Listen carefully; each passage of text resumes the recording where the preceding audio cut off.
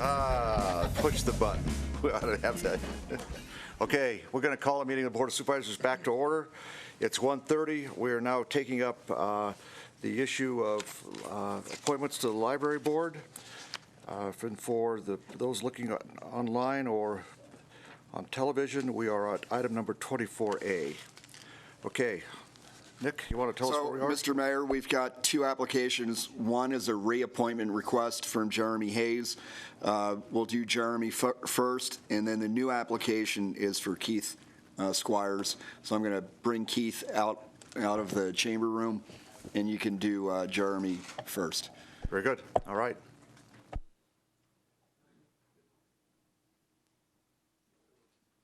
Hi, Jeremy. How are you doing? Doing very well.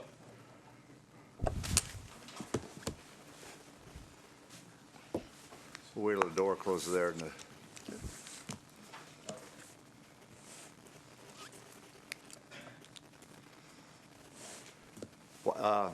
You know the routine here, right?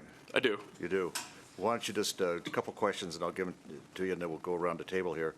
Why don't you tell us how you found serving on the library board? And two, I'd kind of like to know what your thoughts are on the relevance of public libraries as the future unfolds. Okay. Thank you very much, Mr. Mayor, members of the board. For the record, my name is Jeremy Hayes.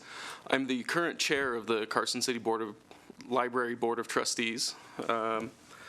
I've served on the board for a year now, and 6 months ago I was appointed as the chair of the board. It has been a wonderful experience, an eye-opening experience. Growing up, I thought that the library was just a book repository, and that is absolutely not the case. There's so much going on at the library that is, technology-driven and investment in the community and things like that. Jumping straight into your second question, the library is becoming a place where if you need a job, there's training there. If you want to learn a skill, all of the resources are there, and there are people there who are capable of teaching you those skills. And I'm hoping that in the future, we're only going to see that grow. We won't see that diminish at all. Who wants to go next? Okay, we'll go this way and come around. Okay, go. Hi, Jeremy. How are you? Doing very well. Good. The library has been progressive in the services it offers, and do you see the need for any other services that aren't currently offered? And I'm just going to suggest, as an example, services to the homebound, and how would you facilitate it? So actually, there are some programs that we're working on for, to your example, the homebound. In collaboration with the Meals on Wheels program, we're starting to send books out with them that the homebound people have requested and things like that. In general, I mean, we've really got our hand in just about everything.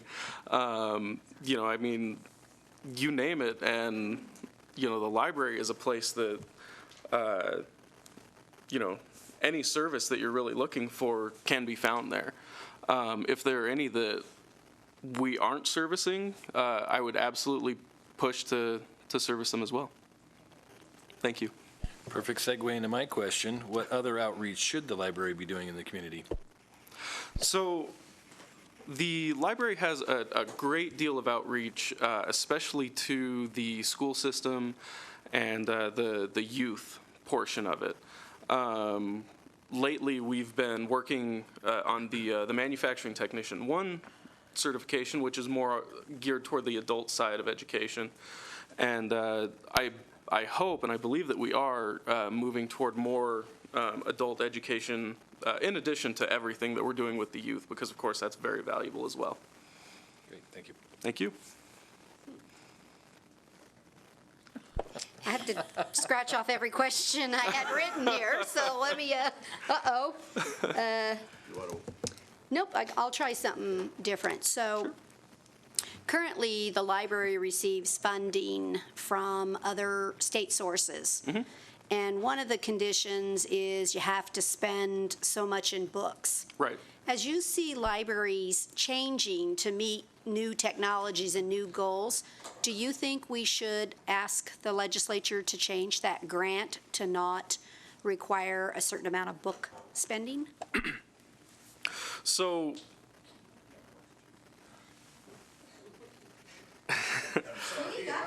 that is a very good question.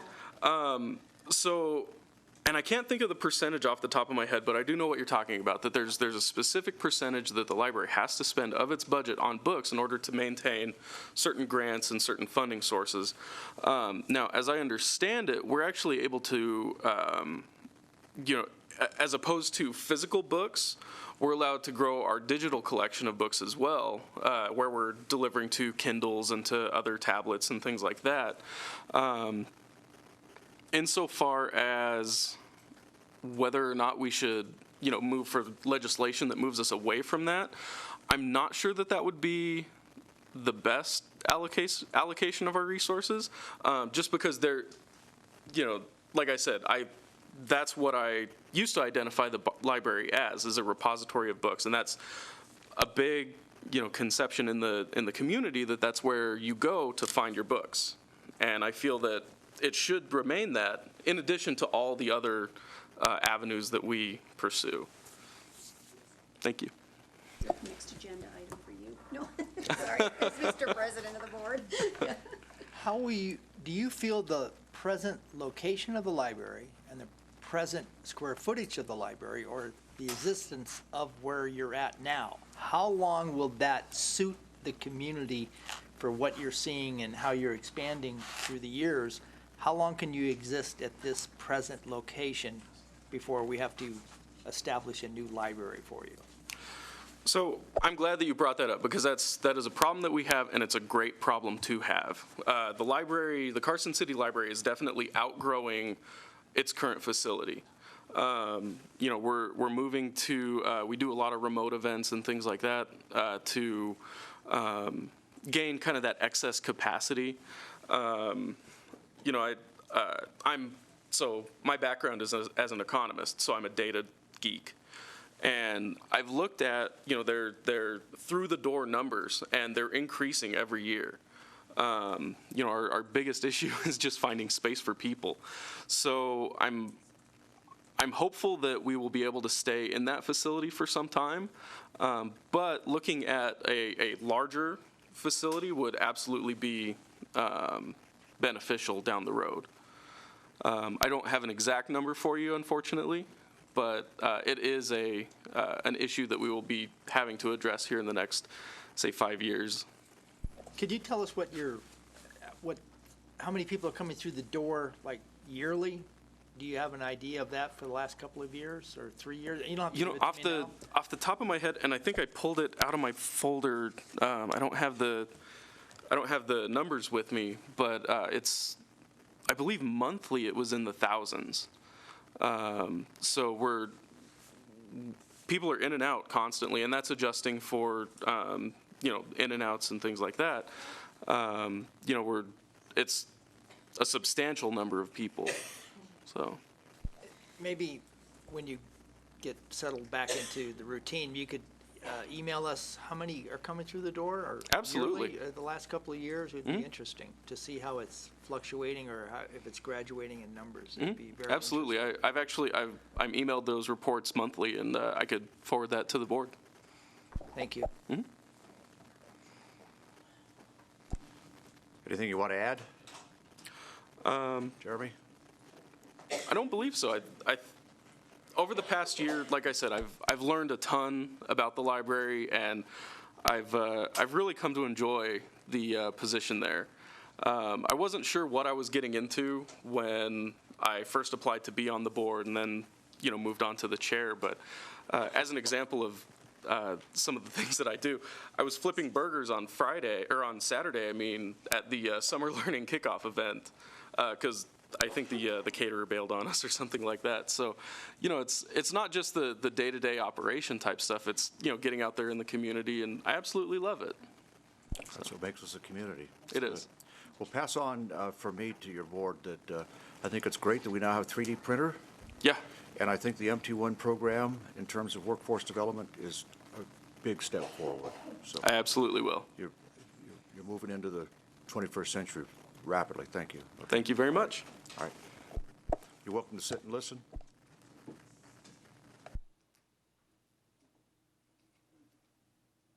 Oh, and I was sure to bring my library card. Very good.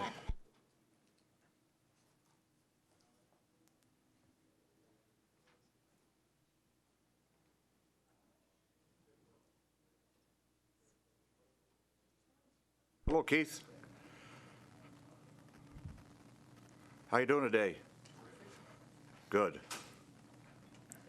Any place to sit, it's fine. How you, we had one gentleman, I don't think Don's still here, I asked him, how you doing today? And he said, magnificent. Well, that too. Oh, yeah, I see him there. Okay, all right. You've been through this before? No, I've never been Here's how through kind of this we process. do. Yeah, we kind of, one, it's kind of informal, so, it is informal. Well, we each ask you questions, and then, we ask you to give a little opening statement, and I'll ask you, why you want to do this, and then, we'll go from there, and then the hard part comes. So- Okay. So, to start it off, Keith, I think, let me just ask you, one, why do you want to do this? And two, and I asked the same question of the person who's on the board now, what are your thoughts about the relevance of public libraries as the future unfolds? So which do you want, just give a Either one. background first Just, and then? they're both Okay. kind of white paper type things, blank slate, so just Okay. go ahead, stream of consciousness. I'm if you going to go want with the That's okay. background first All right. here. I am a retired principal, elementary principal. So that in itself tells you that, English and reading and libraries are very important to me. 40 years worth as teacher and principal in Las Vegas, Washoe County, and Carson City. So that is my background, graduate of UNR, those kinds of things.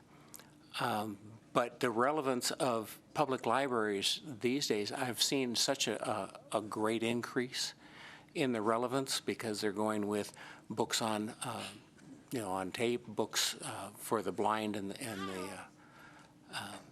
then they have a lot of online stuff that you can go to, the e-books, those kinds of things that are available too. So I think those kinds of programs are great, but I'd just like to see them expanded a little bit more. I was just talking to the director and told her that I had a hard time even finding the announcement for this position. My wife happened to find it as a little tiny blurb in the paper, and so I think to get more things out there, to job announcements, things like that, would be appropriate. Good, very good.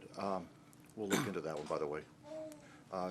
Just for information, where were you principal here? Which school? In Carson City at Capital Christian School? Right, I was yeah. the teacher and I met you out principal. there at that. Probably did, Yeah, probably yeah. did, yeah. Sabrina, were you Sabrina's, Renato's principal? Principal, yeah, Yeah, she's doing quite well. yeah. Okay, we'll start down this way here. Terrific. So, Okay. Jim, you want to go? Yeah. Hi. At the present location the library is located at, how long do you think you could exist at that present location based upon how many people are coming in or going out of, or using the library? If you have any idea, you may. I don't have any idea of how many are going in and out of there. When I go in there, it's always usually pretty busy. Personally, I feel the facility could expand quite a bit. I've noticed that they've taken the building across the street, and they use that as their outlet center for books for resale. And I do use that actually quite a bit. And there's quite a few people in there. That could be expanded also. So I'm thinking that the facility could, and parking facilities, that kind of stuff is hard to get to unless you come across the street. Park here and go across the street. So, yeah, they could be, all of that could be expanded. Thank you.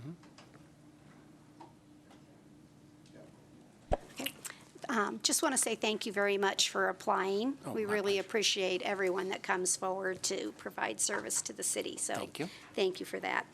The state currently has a formula for granting purposes, and the city has to expend so much on books to be able to be eligible for those grants. Right. With the new technology and things that are occurring in libraries, do you think we should ask for a legislative change in that formula or policy?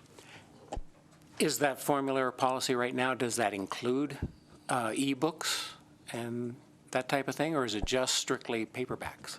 It includes ebooks. Okay, then right now, like I said, I think the major expansion should probably be building facilities. So then in the future you can expand more. I see quite a bit of cramped spaces, even especially in the children's section, since I'm more familiar with a lot of that. The children's section needs a lot more in what they need. Space-wise, they need more room. Good afternoon, Keith. What other outreach should the library be doing in the community?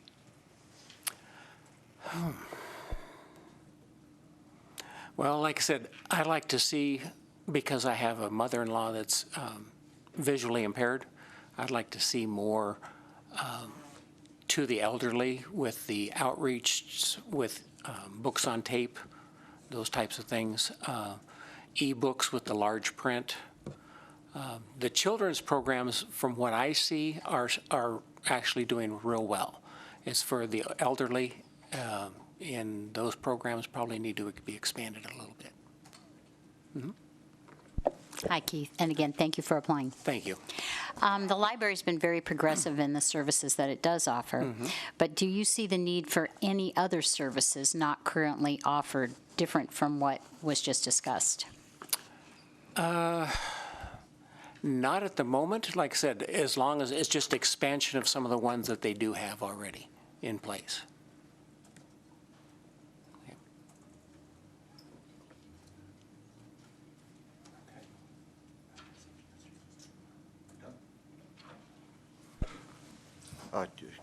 Keith, before we get to the hard part, let me just say, one, thank you for your service in the Nevada Guard. Oh, thank you. And also, I want to compliment you for this, what goes on at the school, Capital Christian School. Not only do I know one of the graduates there who's doing extremely well, but I've been to some of the graduations there. And it's really a pleasure to see what you've done, and I give you credit for that. I mean, Thank you. It's, it's a pleasant environment, it's a good environment, and it's pretty clear to me that your students are learning. So however this comes out today, I want you to know that, your work is appreciated, so. Thank you. And I hate to tell you this, but the school did close down. I retired in 2012. Oh, I didn't know that. And the other gentleman that was part principal and teacher too, he retired the same year, and a year later it closed down. I'm behind the times then, because I still follow Sabrina around, so. Yeah. Really, what happened there? Just my financial, the economy went down so fast that parents were having a real tough time, with tuitions and things. All right. And so. Very good. Okay, thank you, Keith. Anything you want to add? No, just that Okay. I'm excited about it. All right. Thank Well, you. Thank you, okay. All right.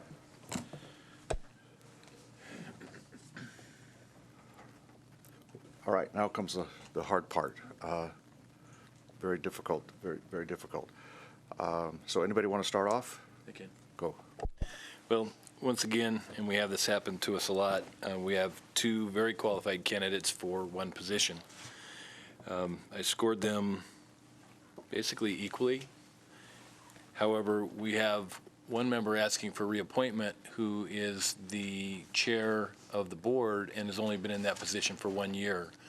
So my preference would be to give him an opportunity to continue as chair and to ask you, Keith, to reapply when another position comes up.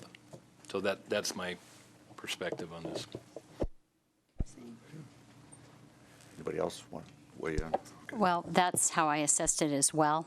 And so I would see the same, and Keith, encourage you, because I know there's going to be positions that will become available, to please reapply.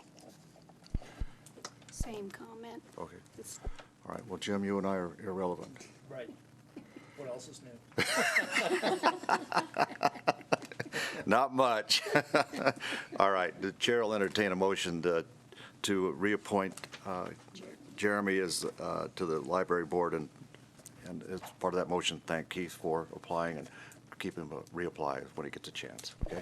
I move to appoint Jeremy Hayes to fill a term that will expire June 2020, and would ask Keith you to reapply the next time an appointment comes up. There's a motion and a second. On the motion, discussion? Hearing none, all in favor, signify by saying aye. Aye. Opposed, nay. That does it. Thank you very much. Thanks, folks. Okay.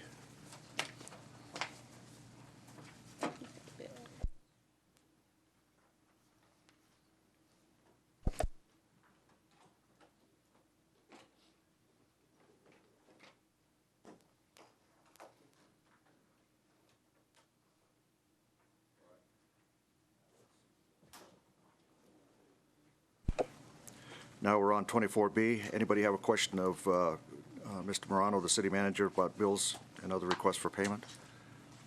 Anybody? We'll take a motion. I move to ratify the approval of bills and other payments, other requests for payments by the city manager for the period of May 7th, 2016 through June 3rd, 2016. Motion and a couple seconds on the motion. Discussion?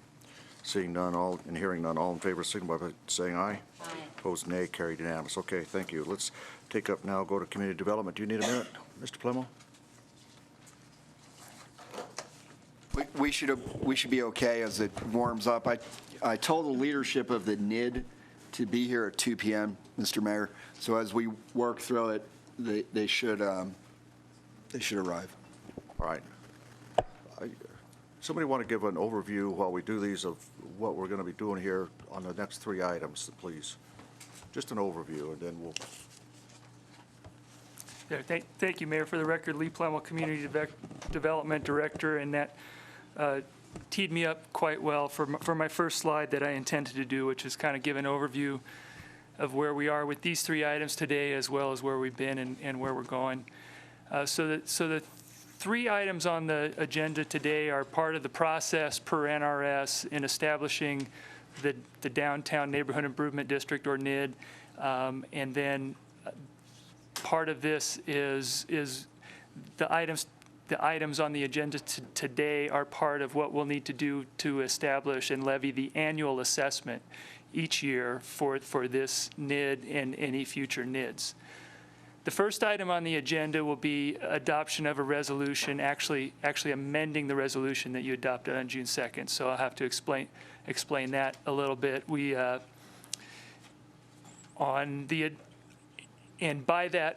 By that resolution that was adopted on June 2nd, we established a public hearing date as today, which we will conduct on the agenda. But after that was adopted, and in looking at NRS with the DA's office, there are some publication requirements that are very specific and have very specific time frames and the number of times that it needs to be published. And therefore, we need to add a public hearing on June 22nd. So this resolution, that's the amendment to the resolution, is to include an additional public hearing on June 22nd, which is a special meeting already scheduled for the board to canvass the vote. So we're just going to tag on to that meeting, and that fits within the timeframes for canvassing the vote and for the Neighborhood Improvement District. So I guess I'll get out of the way at this point too on that one, that this is not the smooth process that we had hoped it'd be, taking the appropriate steps. This has been a learning experience looking at NRS 271, which is not the easiest to follow. So in future years we will, and for future districts, we'll be on top of this and it'll go more smoothly. So the other steps in the process required to implement the district is considering a hardship determination applications, which is on the agenda.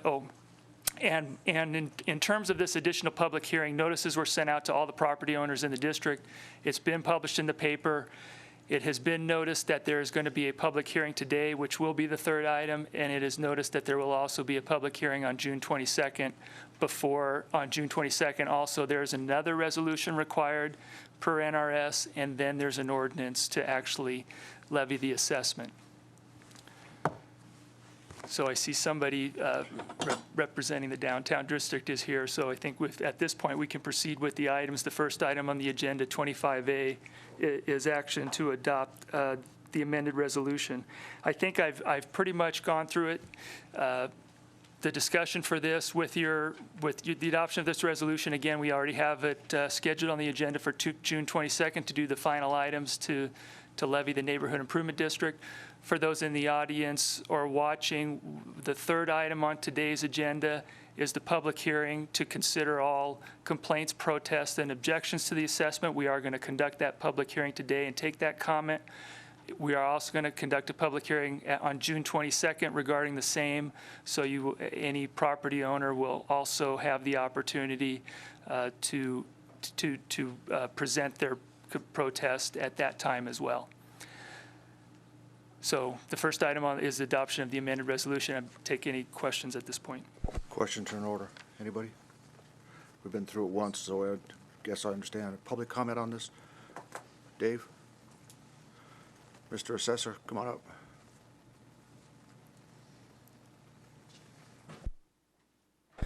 Mr. Mayor, Supervisors, thank you, Dave Dolly, Carson City Assessor. I wanted to go into a little bit, we had talked about the process of the assessment itself and the programming and everything, and that was actually included in the $1,200 that I mentioned earlier this morning as far as the water assessment is concerned. However, this assessment is a little bit different, so it is a little bit more time consuming because whereas the water assessment is going to be equal amongst all the 17,000 parcels, this is actually different. It's every amount is going to be different because it's going to be based on the square footage, I believe, of the frontage and stuff like that. That Lee is going to provide us with the information. So we did get the programming all done. It is ready. However, it is going to take the Treasurer's Office a little bit more time in order to implement it. And again, I hate to beat something that hasn't happened yet. But if SJR 13 passes, that's the property tax cap that they're talking about, switching everything, these special assessments are going to need to be addressed, and that's going to be over and above just the regular valuation system that's currently offered. So just kind of to give you an idea, it's the special assessments is all the other exemptions that we currently have that are going to be addressed or need to be addressed when we go to look at the programming for it. So, thank you. That's a good heads up on SGR 13. Yeah. Thank you, Dave. All right. Other public comment? Anybody? I don't see any. So motion's in order. Somebody want to make a motion? I will. Motion's in order. What is the resolution number? 2016 R17. I move to adopt resolution number 2016 R17, amending resolution number 2016-13, estimating the cost to be paid by the Downtown Neighborhood Improvement District assessment and the assessment roll for the purpose of paying for maintenance of the downtown streetscape enhancement project. Fixing the time and place to hear protests regarding the assessment for June 16, 2016, at the regularly scheduled meeting of the Board of Supervisors, and for June 22, 2016, at a special meeting of the Board of Supervisors as published, and directing staff to provide notice of that public hearing pursuant to NRS 271. There's a motion and a second on a motion. Discussion? Discussion's in order. Jim? I've been an outspoken critic against this. I believe it's unfair to all businesses or property owners within the area, the assessment values and the services that are rendered from that assessment. So I don't favor this. I don't like the idea of that we're assessing people and not providing the same service for all property owners, and it's not based upon, I think, a fair and balanced approach. Okay. On the motion, further discussion? Hearing none, all in favor signify by saying aye. Aye. Opposed, nay? Nay. All right. Let's take up 25B, the hardship determination. For the record, go. Lee Plemmel, Community Development Director. So the hardship determination is another NRS requirement that is for which the Board of Supervisors adopted a policy recently that's attached to your packet. The policy is attached. However, I will note a correction that the version of the policy that's attached does not include in all of the applicable sections the change where we changed it from resident to all property owners. The notices that went out clearly stated that all property owners were eligible, and the policy posted online for them includes the corrected language regarding that. We did receive a couple of inquiries through both my office and the Health and the Human Services Department where the applications would be due, but in the end, we received no applications for hardship determination. Just a reminder on what this is, it's for those below a certain income level would qualify, but it's not, this hardship determination does not absolve somebody of paying the assessment. It merely defers it. So I think there was a couple people that when they saw the policy and realized that didn't apply. But so I think if there's no public comment or last minute, they were supposed to have submitted applications to Human Services Department. That didn't happen. So if there's no applications here now, I don't think you need to take action regarding this one. Okay. Any member of the public out there, or anybody who's affected by this that wants to talk about filing a hardship exemption? Anybody? I don't see it. So Adriana, are we okay just closing the hearing down on this agenda item? Yes, there's nothing to vote on. Pardon me? There's nothing to vote on. All right. Thank you. All right. Now let's go to the next one. We will open a public hearing to take comment on the filing of the assessment roll for the Downtown Neighborhood Improvement District, to consider written objections concerning that area to be assessed, and to consider all complaints, protests, and objections to the assessment pursuant to NRS 271.385. So a public hearing is now open. Mr. Plemo, for the record, do you want to just tell us again what's going on so we set the record here and we can take public testimony? Sure, I would give you an overview on this. So this board item is to take public comment. Sorry, let me get to the right one. So there's some specific requirements in NRS as to what can be considered. So this is a public hearing to consider written objections concerning the area to be addressed, and to consider all complaints, protests, and objections. Any complaint, protest, or objection to the regularity, validity, and correctness of the assessment roll of each assessment and the amount of the assessment levied on each tract must be is to be filed in writing with the clerk. However, it also goes on to say that this public hearing is open to any oral protest as well. So those are the items that are subject to protest. Let me go a little bit further into the future steps that we're to take on this, because I think it relates mostly to this assessment and especially comments and concerns that we've heard today and before about the what services are provided using this assessment. So the assessment is for the maintenance of the new improvements, which includes snow removal and garbage removal and cleaning of the improvements within the neighborhood improvement district. The entire district itself includes some properties where the new improvements are not right in front of the property, and they are assessed at a lower level, but assessed nonetheless. In discussions with the current, I guess call them interim NID board, at least one member who's here, Mark Schmidt with Downtown Jewelry, that there is a desire by everybody to work together to see what we can do with the assessment. As it's been pointed out, there are some factors in there of some costs that may be offset by donations and other things. We can look at options for snow removal for the entire area, but that's still a work in progress. So it's a little premature to say that though there are properties in the district that aren't going to receive these services. So let me tell you where we are in the process for any of the property owners that have a particular interest in that is, as I said, there's an interim board that just signed the papers to establish the neighborhood improvement district. Coming subsequent to this meeting, they need to conduct a meeting, adopt bylaws, and hold elections for new board members. We'll send out notices to property owners for that so that those that want to be involved and participate can get involved in the process. And if anybody wants to become a board member, certainly that's still open. And once that board is established, then we'll work together with Public Works and Parks and Rec and the city and the NID to come up with the agreement for the levels of service and the exact maintenance that will be done. There'll be some minimum requirements because it's city improvements, so there'll be some minimum requirements to maintain the city's investment in those improvements, but there can be some flexibility there in terms of expanding the scope of services to include other areas within the NID. So, and again, so technically the purpose, I wanted to give that background. I think that addresses a lot of the questions we've been getting recently about it.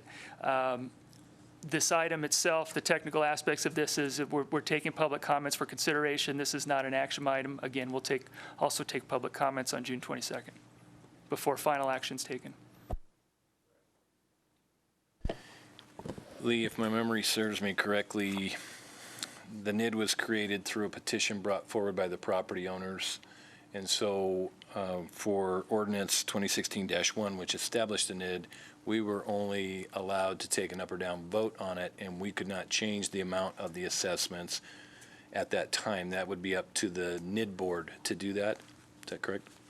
There are provisions in that ordinance for the amount of votes required based on the assessment basis to make the changes.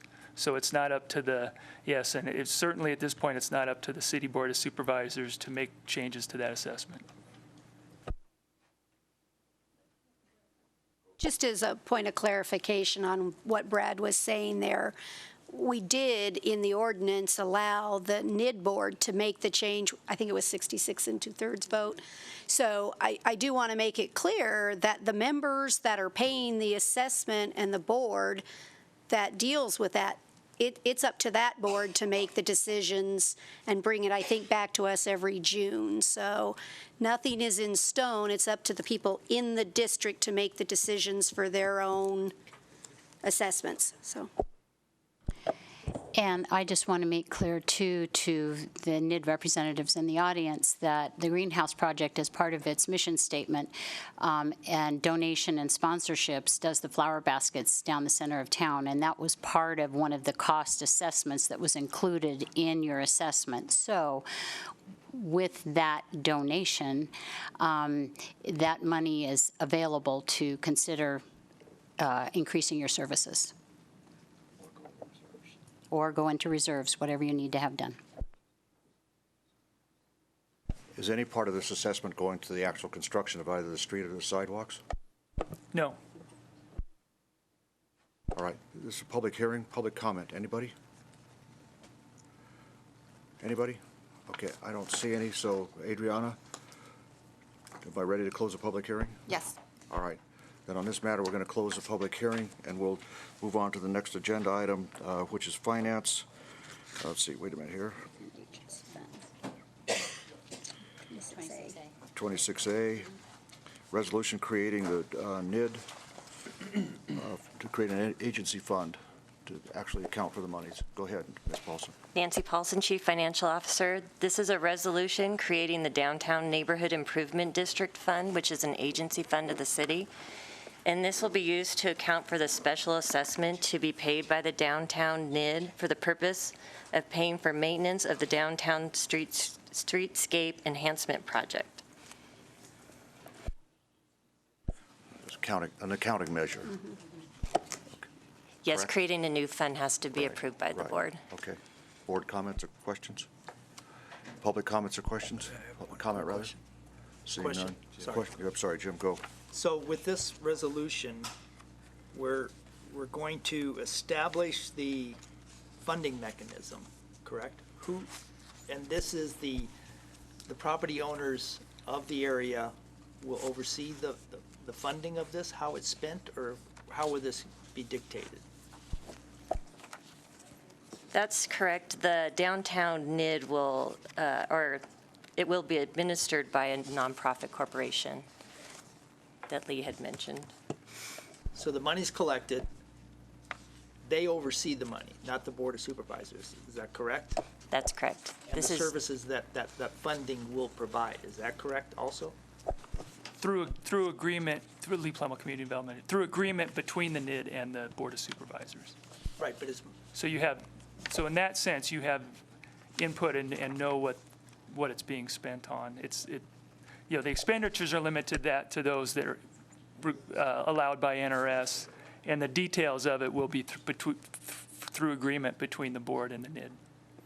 But basically, essentially, the property owners themselves will oversee the funding and the services provided, which they collect, like a homeowners association, same thing, correct? Correct.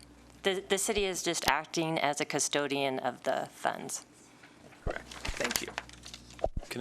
Can I just ask for clarification? This item doesn't create the funding mechanism, that's the assessment. This only creates the fund that the assessments are going to be deposited into.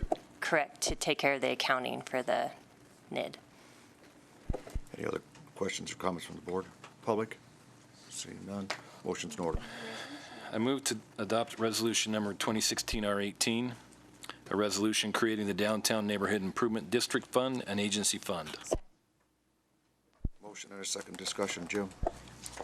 I just want to clarify, I voted in the past against the NID, but this I'm voting in favor of because of what it's doing and where the funding is, how it's just the recording of the money and the record keeping of it. That's the reason I'm voting in favor of it, not to be confused. Got it. Okay. On the motion, further discussion? Hearing none, all in favor signify by saying aye. Aye. Opposed, nay. Carried unanimous. Thank you, Ms. Paulson. All right. All right. Do you need a minute on planning? All right, let's take it up. 27A. Ready to go, Mayor. Again, I'll take this one, Lee Plemmel, Community Development Director. This item before you is to introduce, on first reading, an ordinance amending the applicable sections of Title 18 related to the notification requirements for planning, the property owner notification requirements for planning commission applications. Literally over the years since I've been here, we've occasionally received public input regarding this, and that the 300-foot minimum requirement should be expanded for certain projects. In the past, the district attorney's office has said we need to stick to NRS. That's what it says, regardless of project size. We can't deviate from that. However, recent state legislation recent home rule legislation has opened up the ability of cities and counties to implement additional requirements and zoning requirements that our current district attorney feels allows us to do this. So we're meeting the minimum state requirement and going beyond that. This is an ordinance presented by the planning division and supported by the planning division to kind of increase public participation and to increase notification to those neighbors that might be impacted by such larger developments. So the proposed ordinance, as I've said, it's 300 feet now from the subject property regardless of property size. The proposed ordinance would keep it at 300 feet for properties of less than 1 acre, go to 600 feet for properties between 1 acre and 40 acres, and go to 900 feet for properties over 40 acres. In your packet, I have some examples. I'll go through them briefly here. Douglas County has had a similar notification requirement implemented for a number of years. So this property, for example, is a 10-acre property. It's the subject. It's actually the subject. Maybe shouldn't have used this one. It's actually a subject of one of our. I had this. There's not many vacant parcels left to use as examples of these different sizes, but no, this is an example of one that is actually on the agenda later. It's a 10-acre property. Again, those arrows represent about 600 feet. So, and I think just what these examples show is that, so if you imagine 300 feet being half of those distance from the arrows, so projects of these size start to increase, where the traffic goes, and the traffic impacts can be a little bit wider, and even going to the next one, obviously, which is over 40 acres, and looking at a potential development that size and how far out those impacts can go in terms of traffic and noise and other things, it makes some sense to increase the notification. An implication of this is that the cost of notification is borne by applicants. So as you see in the tables up there and in your packet, there's an additional number of residents that they'll have to provide first-class postage to and envelopes for us for. So for a property like this, it goes from about 250 to almost 700 notices. Again, I think that's good in terms of notifying property owners of these developments, but there are some impacts to developers. And for applications that the city initiates, it's also an impact to how many notices we need to pay for to be sent out. And the question came up at the Planning Commission, I didn't have this, what about 1 acre properties and is 600 feet necessary? So I provided an example, and actually there's another caveat about the distance, and that's that if you go out the required distance of 300 feet but have not reached 30 unique property owners, you have to keep going out until you get 30 unique property owners. So for example, a 1 acre property in the middle of 1 acre zoning, at 300 feet, you only get 18 properties. So we're increasing, even today, we're increasing the notification probably out to 450, 500 feet in order to get those 30 properties now. So, 600 feet gets about a block in any direction, and so we think that's an appropriate distance, although that's certainly for discussion today, and planning is recommending approval of the ordinance as presented. And I'd be happy to answer questions at this point. What's the who bears what costs again on the mailings? So as part of planning applications, the applicant is, per the ordinance, pays the cost of mailing, of providing the stamped envelopes for the property owner notification. And what notifications does the city have to pay for? Well, if Public Works has a special use permit for a communications tower or whatever, then we're sending out the notice. Okay. Nick, if this is something that the recent home rule legislation affected, we ought to let NACO know about it. And we do. We have that reporting requirement. Very good. Every time we use one of those, every time we use power granted by that, we have to report it through NACO. All right. Other board comments? Just a question. So this is a first reading. We'd have a second reading, I assume, next meeting. And then when would this take effect so that the public would understand? So the second reading would be July 7th. So it would be in effect for the notices to go out for the Planning Commission meeting of the last Wednesday in July would be the first time we would implement it. Thank you. Okay. Other comments or questions from the board? Public comment? It's a good idea. Thank you. All right. Anybody want to make a motion? Jim, you kind of teed us up, I think. You want to do it? Sorry. Oh.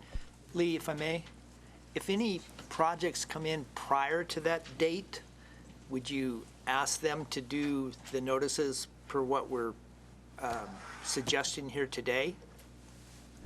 In terms of public notices going out, our Planning Commission for June is already noticed. Notices have already gone out per the current ordinance, so July is the next meeting, so it'll go into effect. So I don't anticipate any meetings between those two that we would need to send out this type of notice. Yeah, motion's in order. I move to introduce on first reading Bill number 110, an ordinance amending Title 18, zoning, Chapter 18.02, administrative provisions, Section 18.02.045, notice of commission hearings, Section 18.02.060, appeals, and Section 18.02.075, zoning map amendments and zoning code amendments to increase the property owner notice radius for development applications reviewed by the Planning Commission based on project parcel size. Second. The motion and a second on the motion. Discussion? Hearing and seeing none, all in favor signify by saying aye. Aye. Opposed, nay. Carried unanimous. Okay, are we ready for 27B? Do we have all the people here? Wait a second, folks. Do we have all the parties here for this one? Mr. Mayor, the appellant's representative isn't here yet, so we were All right. talking about going out of order and Yeah, possibly that's what I going was to the going next to say. I one. didn't see anybody here, so unless there's an objection, I think we should take up 27C. Can we do that? All right, let's take up 27C. This is a request from Capstone Communities for tentative subdivision map. You want a minute? Hope, No, I'm good to go, Mayor. good. You're always good. That's great. All right, go for it. Hope Sullivan, Planning Manager. The subject property is located on the north side of Little Lane. The applicant is proposing 147 lot residential subdivision with roads and open space on 10.31 acres. Per section 1705.1010, the Planning Commission reviews tentative maps and makes a recommendation to the Board of Supervisors. The Planning Commission did review this application at its meetings of April 27th and May 25th and voted 4-2 with 1 absent to recommend approval based on the ability to make the required findings and subject to conditions. I'll speak briefly to the evolution of the map. If you look at the plan in front of you, this is the plan that was presented to the Planning Commission at its meeting of May 25th. You'll notice on the northern property line, which is adjacent to single-family homes, the applicant is showing buildings in clusters of 3 with 25-foot separations. Sorry, went the wrong way. This is the original proposal. So as this plan evolved, what occurred is, 1, along the northern property line, the project is meeting the required setback. Secondly, with the spacing of the buildings, it's reducing the massing and creating air and space for the neighbors to the north. The revised plan also accommodates the turning radius that was required by the fire marshal, and the applicant is proposing landscaping between the buildings, the lots along the northern property line and along the northern property line. So along northern property line where you have single-family homes, it will be landscaping and building. Although architecture wasn't necessarily part of the review, the applicant did modify the architecture to provide units that did not have balconies and agreed to a limitation that those units that face the northern property line would be limited to 25% of the units utilizing balconies. So I just wanted to speak to the evolution of this plan for the benefit of the board. With that, the Planning Commission did vote or recommend approval, and staff's recommending approval as well, subject to the conditions and based on the ability to make the findings. I'm happy to answer any questions. I think I know the answer to this, but this is just a subdivision map approval, but who, if this is developed, who owns the roads? The proposal is that the roads be made public, and again, Hope Sullivan, Planning Manager. And actually, I failed to introduce Chris Baker of Manhard is here, and Darren Inhard with Capstone, who's the property owner. They are both present and available to make a presentation. But the roads are proposed to be public, and that was discussed by the Planning Commission. There was a commissioner who felt they should be private. The city engineer is here. The city engineer is here, and he spoke to that point at the Planning Commission, and I'm sure he's available if the board has questions. Sorry. Brad.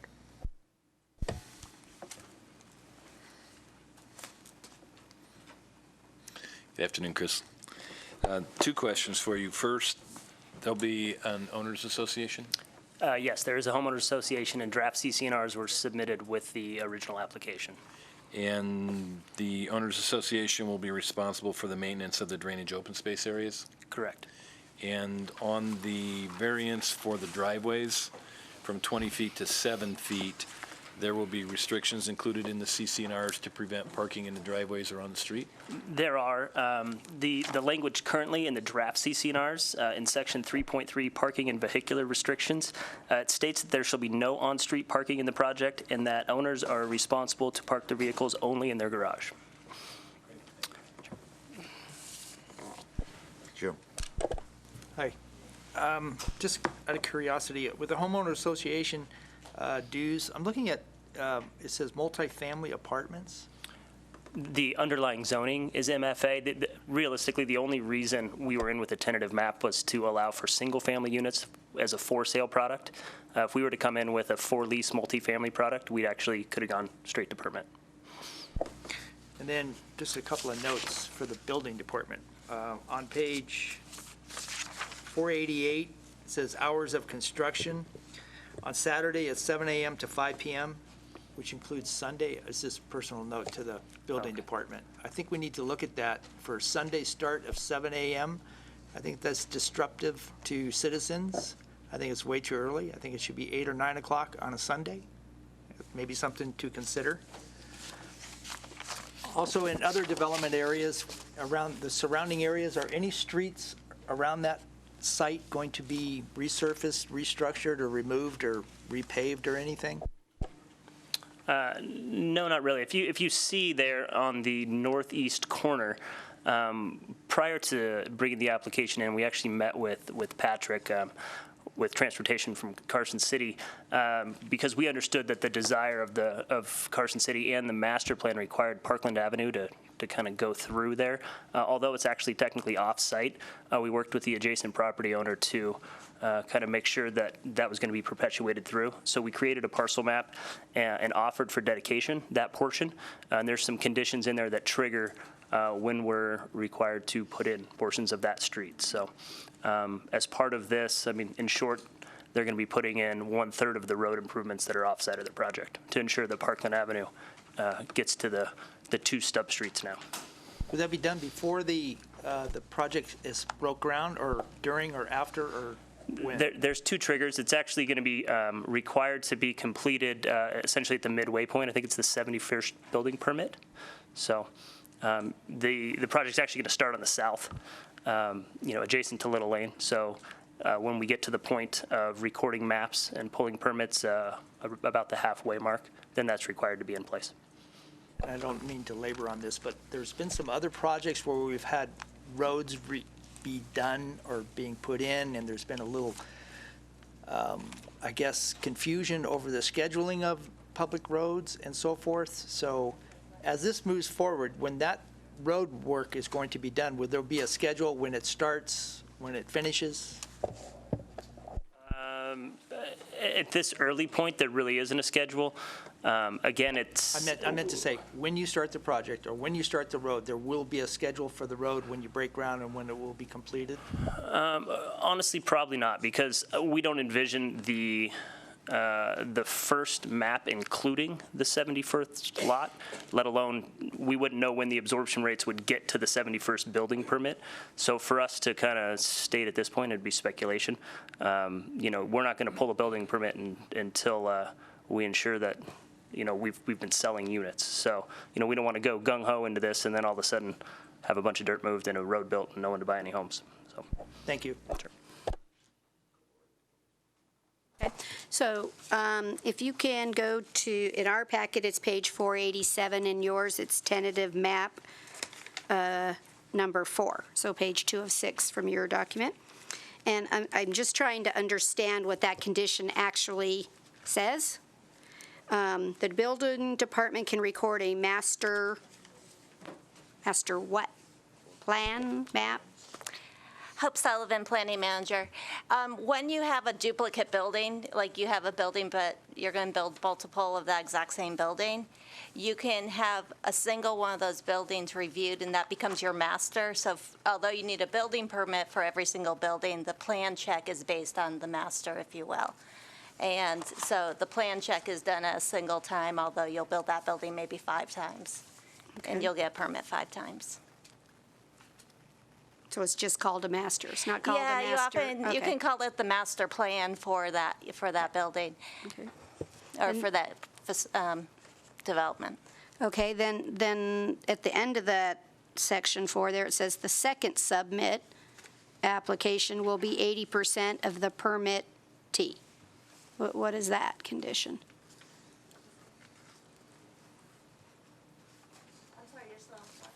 Yeah, it's the last sentence in number 4. It goes up to the top of page 3, but I just don't understand the comment.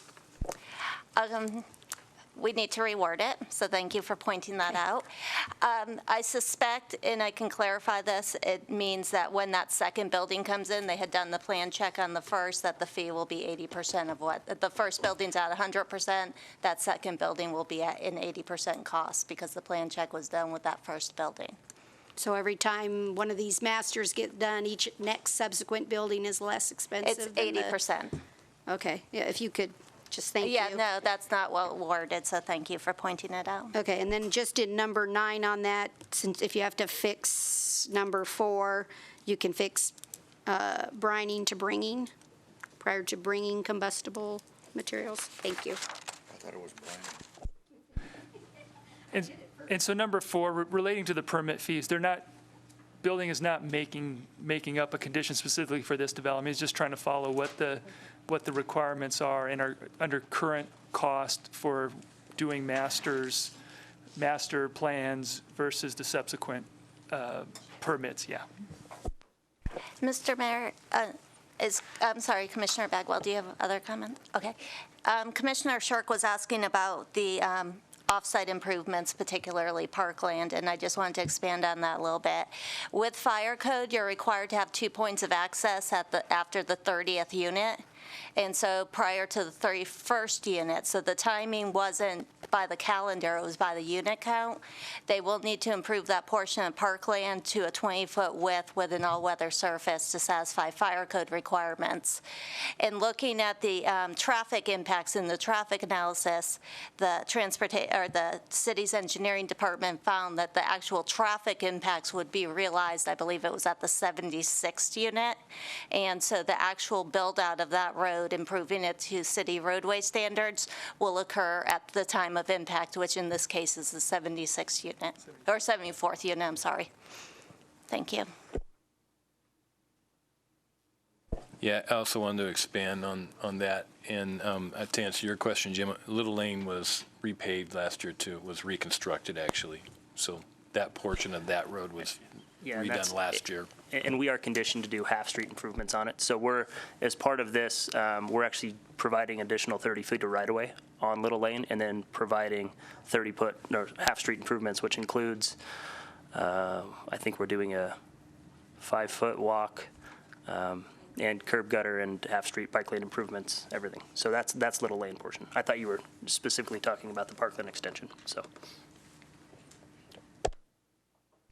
Chris, this question is for you. When we talked, you said that this project was modeled after 2 other projects that were done in Reno, I believe. And in looking at, I know architecture was not part of this. However, the 2 projects done in Reno have a little more charm than the generic rendering that I have here. So what are the surface materials going to be on this? Can you talk to that a little bit? Yes, Chris Baker, Manhart Consulting, for the record.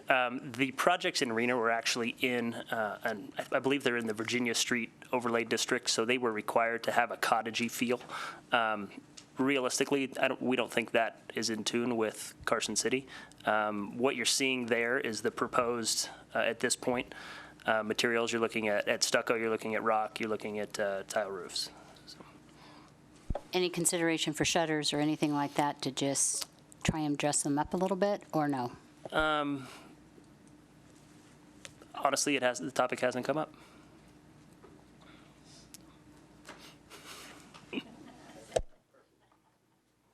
Lots of honesties today. It's good. Okay, anything for the board? Public? Anybody want to weigh in? Anybody? I don't see any. Okay, it looks like we're ready for a motion on the tentative subdivision.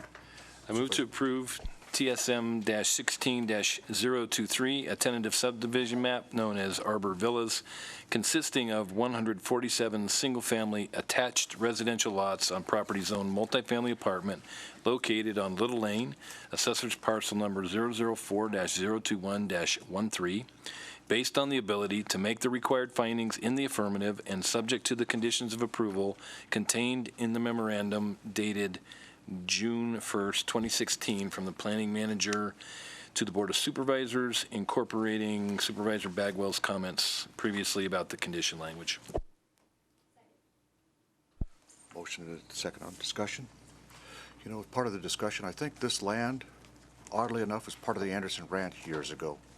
The Anderson Ranch, you know, there's a lot of news going around about it right now, but I think the Anderson Ranch went all the way from where it is now out to the Carson River. You're correct, Mr. Mayor. That and the adjacent 20 acres is still actually currently owned by the Andersons, so we had quite a turnout at our planning commission meeting. Good. All right. On the motion, further discussion? Hearing none, all in favor signify by saying aye. Aye. Opposed, nay. Carried unanimous. Okay, thank you. Comments are in order. Go ahead. Chris, I just want to let you know, just pass along our appreciation for the conversations that the developer had with the surrounding property owners, as evidenced here today. I don't see a single person here from the public to speak to this. And as you said, there were a lot of people that wanted to speak to this at the Planning Commission. So I just have to assume that the conversations and the concessions or the back and forth between the developer and the property owners went very well. Yeah, we like to think so. And again, the point that we were trying to get across in the meeting was, we're really not looking to be the big bad developer. Until we know about something, we don't know there's really a problem. So that's why we requested to continue the meeting and meet with the neighbors. And I think the result, honestly, just makes for a better project. Okay, on the motion, it's all done, right? Yeah. Okay, all right, good. All right, why don't we be in recess for 5-10 minutes here, let everybody get settled down, and we'll take up the last item on the appeal.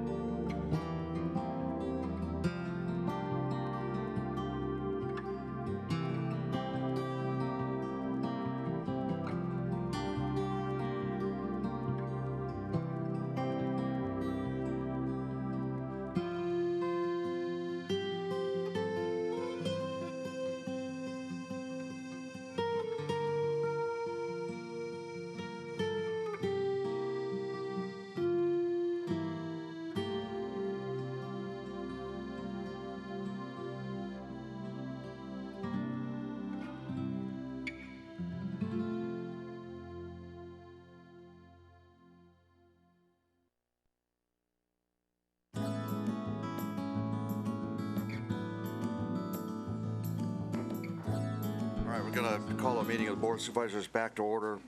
We took 27 Charlie out of order, so now we're on 27B. This is an agenda item to consider an appeal of the Historic Resources Commission's denial of a request from Michelle Chase for a vinyl picket fence on property zone residential office located at 2010 North Minnesota Street. This is an appeal from the Planning Commission, the Historic Resources Commission. And as an appeal, we don't take public comment on it. We take the applicant and the staff report and go from there, okay? So I just want everybody to know that's kind of how these are, so we don't give anybody an unfair advantage when we take these up on appeal. So, all right. You want to start us off then? Thank you, Mr. Mayor. For the record, Susan Pansky, Special Projects Planner. I also have with me to answer questions Mike Drews, the current Historic Resources Commission Chair and member since 1989, if you have questions for him, as well as Dan Yu from the District Attorney's Office. This is an appeal, as the mayor stated, of a previously denied application from the Historic Resources Commission for a vinyl fence. It was brought to staff's attention that this fence was constructed without HRC approval, and it subsequently was heard by Historic Resources Commission, and they denied the project. So I'm just going to quickly go through kind of the background.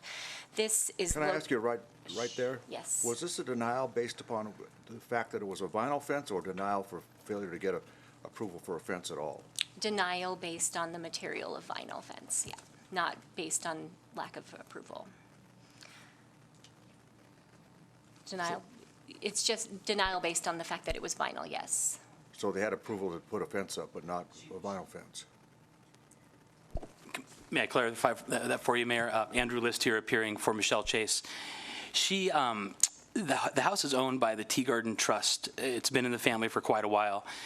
And she was aware the historic district existed, but was unaware that she needed a permit to put up the fence. So she put up the fence without the permit, and then retroactively asked for the permit. Has been done on a number of occasions. So it was the denial of the retroactive permit, but the fence is there. Yeah, I got that. I just want to, okay. So it wasn't a violation of a permit, I got it. All right, go ahead. I'm sorry to interrupt you. Okay. Right, and generally, just for clarification, our job isn't to punish people for not getting an approval. We just want them to come into compliance, which is basically what happened in this case. So this parcel is located at 210 North Minnesota Street. It's between Proctor and Musser, as shown on the aerial on your screen. And then I just have one other slide. This is a photo of the fence after it was constructed. And again, I had mentioned that staff was made aware in February of this year that this fence was constructed without receiving Historic Resources Commission approval first.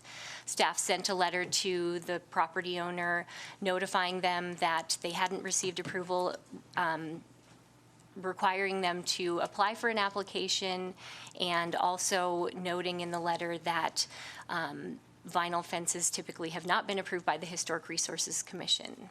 The applicant. Is that an ordinance, or is that a course of conduct? Course of conduct. It's not specifically outlined in the ordinance that vinyl is prohibited. All right, go ahead. So at the April Historic Resources Commission meeting, the applicant was present and had complied with staff's request to do an application. Historic Resources Commission had extensive discussion about this item and ultimately denied it based on the fact that the vinyl was not an appropriate material for this historic house. This house was built in the late 1800s.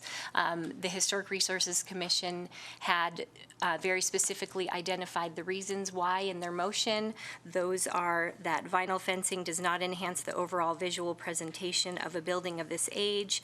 A fence made of vinyl does not contribute to the character and defining features of the building in a positive manner because of the age and historic nature of the building within the historic district. And those findings are consistent with Section 5.24.2 of the Historic District Design Guidelines. Staff's recommendation is that you uphold the Historic Resources Commission's denial of the vinyl fence. Obviously, the appellant's attorney is here representing her today, and I'm happy to answer any questions if you have them. A couple questions before we get into the lawyering of it. there are two vinyl fences right adjacent to it that kind of look exactly the same as this fence. What's been done about those? To date, nothing has been done about those. And Why not? that question actually did come up in the Historic Resources Commission meeting. We had not, up to this point, received a complaint on those two fences.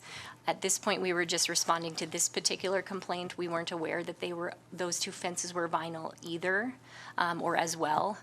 And to my knowledge, they did not receive approval from HRC, and we certainly could take action on those as well, but we have not up to this point.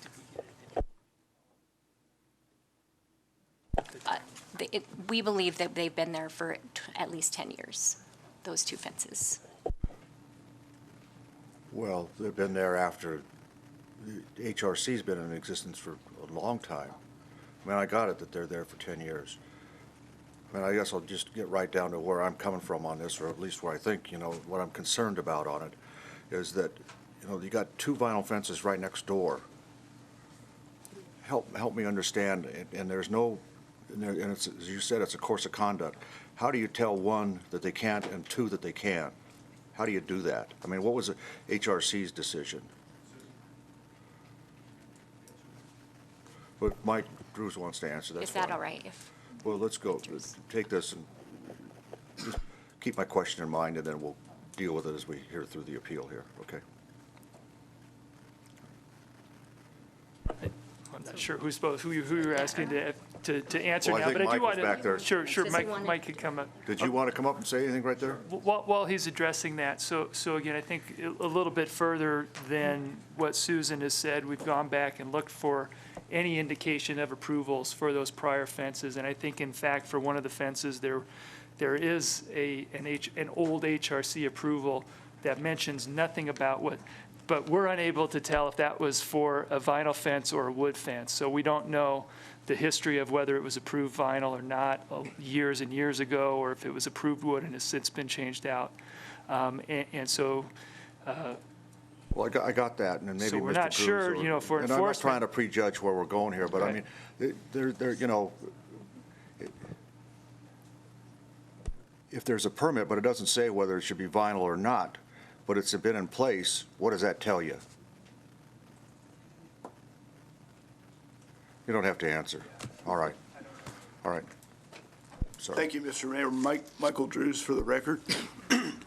Those two fences, I believe, were installed in the early 1990s. I've been on the Historic Resources Commission since 1989. I don't remember either of those coming before us as vinyl fences. And I believe sometime after they were installed, we updated our guidelines to actually include fences because, up until that time, vinyl fences weren't an issue because they weren't around. These were installed without a permit. The Historic Resources Commission was reviewing buildings more than landscape at the time. And I think as the commission evolved and the Historic District evolved, we started looking at other items like fences. And I'm almost certain that it was sometime in the 90s when we did update the guidelines to include things like historic fences and deterioration by neglect and things like that. So it kind of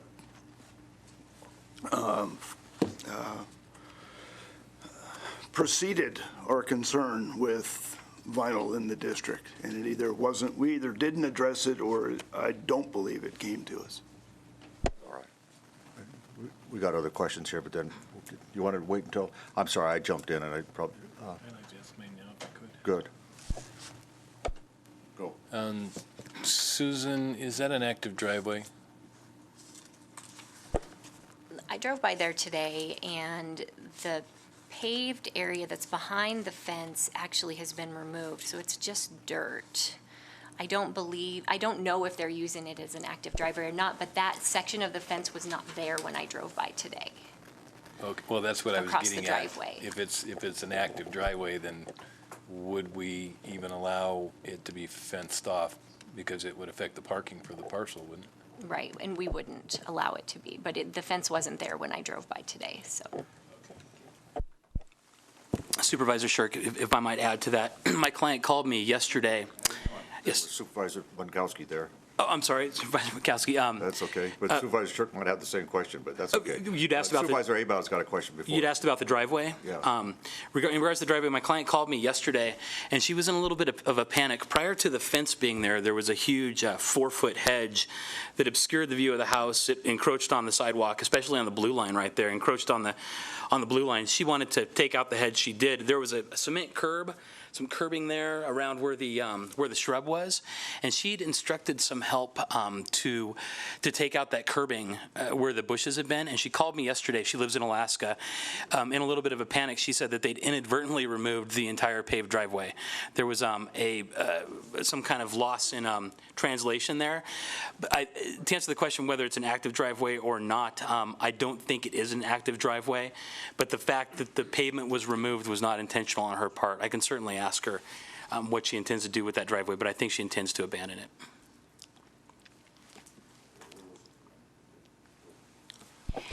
I have a question, and I don't know if, Susan, you can answer it, or Mike, if you need to answer it, but Mike alluded to it, and that is, back when the other 2 vinyl fences went in, vinyl wasn't even a consideration for fences. And in this day and age of sustainable materials, which is better, an unpainted wooden fence or a vinyl fence? And should we, in our thinking about this, be considering that option in order to keep up the appearance of our historic district? It's just a thought that I'm going to throw out there right now. Okay. All right, let's take up the appeal. Mr. List, go ahead. I have a Go question. go I'm ahead, sorry, Jim. No. Go. Sorry, I've been hesitant. Can you turn to page 450 of the agenda? And I just want to briefly touch base on a few things. On item 1, the first sentence is, "The fence is in compliance with Guide 5.24." So what does that mean to me? That's a statement made by the appellant. I'm asking you what it means. We don't believe that it is in Okay. compliance. Okay, that's So, what I want to clarify. Okay. 2 vinyl fences that are next door. The ruling of this fence, does that have any effect on the ruling of those other fences which are also vinyl? Well, I think because it's unclear whether or not those would be considered legal non-conforming fences or not, I can't say whether this would impact them or not. They probably wouldn't, because we don't have records indicating whether they were put in before or after a fence requirement in the historic district guidelines existed. I know it's a tough call here, but I mean, we're assuming that they did everything right to put their fence in? Is that what we're assuming, and that's why we're not going to take any actions based upon this action? No, we don't have records of applications for vinyl fences for those properties. And we don't know specifically when they were constructed, because for fences of this height, a building permit isn't required. And so a lot of these things are constructed and they're in compliance with other codes, but we never see them because they are not required to get a permit. And on the Lee Plemmel Community Development Director. So I think what you said is right. Our basis of assumption to start with generally is that people have a permit for things they did 15 or 20 years ago. And it's the burden of proof is on us as the city to prove that it's illegal. So I think that's kind of our approach in this, if you want to call it, code enforcement aspect. So we don't know if they had a building permit for those 2 vinyl fences, essentially. Yes or no? We don't know if they had a Historic Resources Commission approval or not for these. I don't have any records of those being approved through HRC. But we know when they went in. We're guessing or assuming it went in 10 years ago? So the original application, the letter that was provided as part of the original application indicates that those fences are at least 10 years old. That's information provided by the applicant's representative at that time, so that's what we have to go on. But because there was no building permit done for these fences, because a building permit isn't required, we don't have an exact date on when they were constructed. So the letter from the applicant was just a letter that they provided to you or to staff saying dated or predated? Was it, there's no record of it other than they're just showing you the letter? They just indicated in their application to us that these fences had been in existence for at least 10 years, yes. Go. Thank you, Mayor. I'd like to just start by saying out that Michelle Chase this house has been in their family for quite a long time, and she appreciates the historic district, as do I. We think it's one of the things that really defines Carson City, makes it a great place to live and a great place to raise our families. She appreciates the district and and wants to do everything she can to improve it. And that's kind of how she got herself into this situation. The house had been owned by her family for quite a while. It was falling into a state of disrepair. As I mentioned before, there was roughly a 4-foot hedge growing around the property. With that head, it was probably 4 or 5 feet deep as well. It was a monstrosity. You couldn't see the house with that hedge in place, and additionally the hedge encroached on the blue line. She likes the blue line. She likes that it goes by her house. She likes the tourists in the neighborhood. So she wanted to get rid of that hedge and make a little more friendly, the house a little more friendly in the district there. She took out the bushes and decided to put in the fence in question. And in doing so, she really wanted to imitate some of the styles in the neighborhood. She really wanted to fit in. She wanted her house to be cute and well painted and well preserved, just like anybody in the historic district that wants to do with their home. So she chose the white picket fence. Incidentally, it is it's not only kind of like the neighbor's fence, it's exactly like the neighbor's fence. And I have a couple of photos here. Were these shown to the HRC, Drew? What's that? Were these shown to the Historic Resources Commission? I believe they were at the initial hearing. I was not her representative at the time. They were not. Okay, if they weren't there, I don't want to take additional evidence. Okay. So. Okay. Well, just take note that neighbor's fence looks exactly like this one right here. I want to go through the guidelines a little bit and tell you how we think these sort of fit together. The first one is, of course, the guideline for fences. That's the 5.24. And it's not particularly helpful in a situation where someone wants to put up a vinyl fence. In her case, she wants to put up a vinyl fence because she thinks it will be better preserved. She won't need to paint it every couple of years. The posts might not rot off and things like that. These do have a pretty good life to them. So that's why she chose this one. And because it looks just like her neighbor's fence. In Guideline 5.24, it says typical front yards in the district were delineated by low-profile wood-style pickets.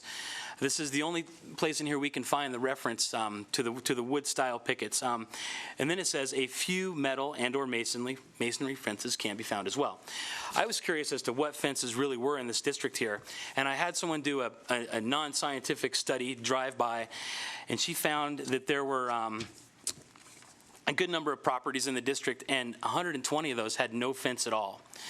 So when you're looking at the typical fence in the district, we're looking at 120 of those properties having no fence at all. The next highest on the list was a wooden picket fence. She found 43 wooden picket fences in the neighborhood, and also 8 plastic fences, wooden plastic fences, these vinyl fences that we're talking about, and also 3 plastic privacy fences that were over 6 feet tall. So there is some vinyl in the district there. So she understands, and I understand, how you want these fences to look like the other fences in the district. In fact, there's 15% of them, 43 of these wooden picket fences. So that's kind of what she's looking at. I'm going to have a wooden picket fence. Going back to the guideline here, it says the fence needed to be considered in context, scale, rhythm, material, and style are all critical elements. Scale-wise, this fits perfectly. It's less than the hedge was. It's less than 36 inches, and it's to scale with all of the other fences that are in the neighborhood. It's not a huge privacy fence. It's not a stone fence. It matches very well in scale to the other ones in the neighborhood. As far as rhythm is concerned, if you're driving down that block on Minnesota Street, it fits in very nicely rhythm-wise. You have on the corner of Minnesota and Telegraph, you have Resource Concepts Incorporated. I'm sure you're familiar with that old building. That is a wooden picket fence. I actually helped build that fence in the early 90s. I know it's wooden. The next three down are all these vinyl picket fences. And when you're looking at it from a distance, when you're driving down the street, in rhythm it looks great. You just have kind of a non-continuous break of these nice white pickets. The one on the far end, the far corner, doesn't have a fence at all. That's the large two-story home where I think there's a law practice in there at this point. But rhythm-wise, it fits in really nicely. Style-wise, fits in nicely. They're all picket. The only one out of those four that doesn't fit is the material. So in context, scale, rhythm, material, and style, it fits in real well. Even in material, you got 3 out of the 5 properties have the vinyl right there. On the next one here, and I know that staff disagreed on the use of this particular guideline. It was 524.1, guidelines for historic fences. What this says is original fences shall be retained and repaired when at all possible. I think we can all agree with that. When reconstructing must occur, the original shall be matched in color, material, size, and texture, and composition. Well, we're not rebuilding a fence here, so that part doesn't matter. She took out a hedge, put up a new fence. Here's where it matters. New fences for historic houses should emulate historic styles and designs found in the district. That's pretty spot on right there. New fences for historic houses should emulate historic styles and designs. This is a perfect style and design, fits in with the other ones on the block, and also 43 other wooden picket fences in the historic district. Finally, guidelines for new fences. This is 524.2. The appropriate design for a fence will be determined by its intended function and location. Her function for this was twofold. One, she wanted to delineate her border. She mentioned to me that home had been robbed within the last year. So she wanted to put a fence there that delineated a border, and that's what this did. And also by its location, this fits in on the location. It's just on the other side of the sidewalk, like most fences are. The next line says, and again I'm on 5.24.2, no fence shall be constructed which adversely affects the primary view of the building. This fence, compared to the hedge, actually increases and positively impacts the view of the building. Before this was here, you couldn't really see the house at all. And on top of that, it encroached on the sidewalk, which also harmed the blue line and also any viewing of it from the sidewalk. And finally, a fence design shall also contribute to the character and defining features of any building in a positive manner. If you look in the back there on her porch, you can see some pickets around that covered porch there. And her idea was to enhance the character of that home by kind of having a little matching fence in the front. That's what she was really going for. I guess in sum here, the way that I'm reading these guidelines, this fence really does fit in, and there's nothing in the guidelines that prohibit the vinyl. In all the materials that are discussed in the fence guidelines, they talk about these materials. Why didn't they mention vinyl? And if vinyl is such an issue, why haven't they updated this to dissuade people or preclude vinyl fences in the historic district? I'd like to add what Supervisor Abowd said about the declining state of wooden picket fences. While looking at all these fences in the neighborhood, a number of the wooden picket fences, probably more than half, needed a really good paint job. I don't know where Tom Sawyer is, but he needs to come back to town. Some of them are falling over, they're dilapidated.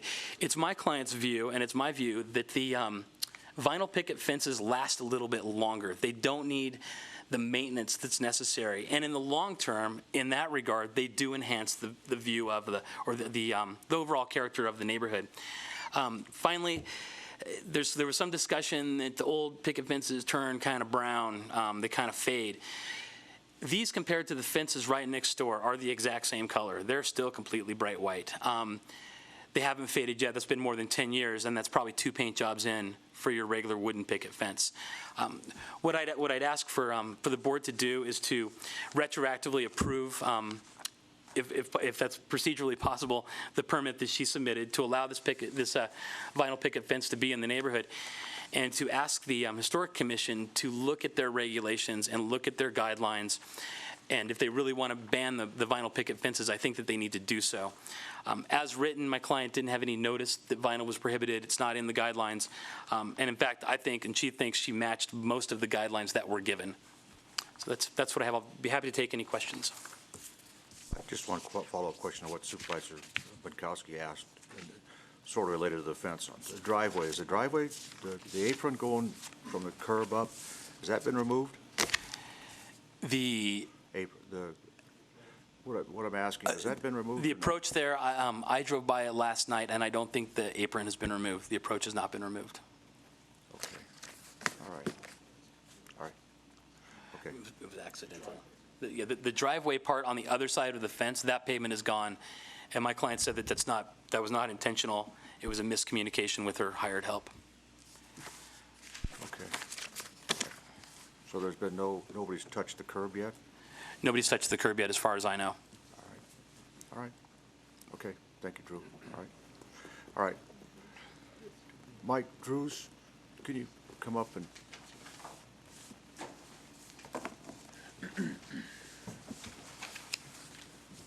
Mike Drews for the record. First of all, let me say, we appreciate what the HRC does. I mean, I know you guys, you folks are in the middle of a lot of these debates, and regardless of how this comes out today, I don't want you to think that anybody's looking one way or the other. But I want to ask you, on the vinyl issue, where in the guidelines does it talk about vinyl? Where would they see that in the guidelines, Mike? The guidelines, even the Secretary of Interior standards don't specifically talk about vinyl, but they talk about compatibility of materials. And vinyl is not a historic material. Stone, metal, and wood are historic materials.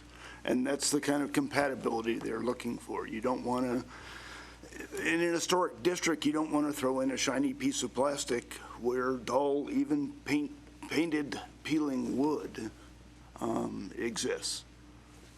So what you're saying is it a requirement that fences be approved by the HRC if you're in a historic district? It has been for at least the last 10 years. And generally... But is it in writing? It is. It's in the design standards and it's in the ordinance in But if Title you're going to put 18. up a fence in a historic district, you need to get a HRC approval. Yes, that's correct. It's actually stated in 2 different places in Title 18, in addition to the So standards. what's being said here then is, had you applied for a permit, you would have been known about this, but you didn't apply for a permit, therefore X, right? Sort of? That's correct. As a matter of fact, if they had applied for this permit and they had come with a wooden fence, we would have done an administrative approval. It wouldn't have even had to have gone to the full commission because it would meet our standards. And to follow up on that, there have been instances in the last couple years, as recent as 2013, where we were notified of a construction of a vinyl fence in the district in progress in 2013 without HRC approval, and we were able to get to them in time and get them to change out their material from vinyl to wood as a result of those design standards that are in place now. Okay, Mr. List, Drew,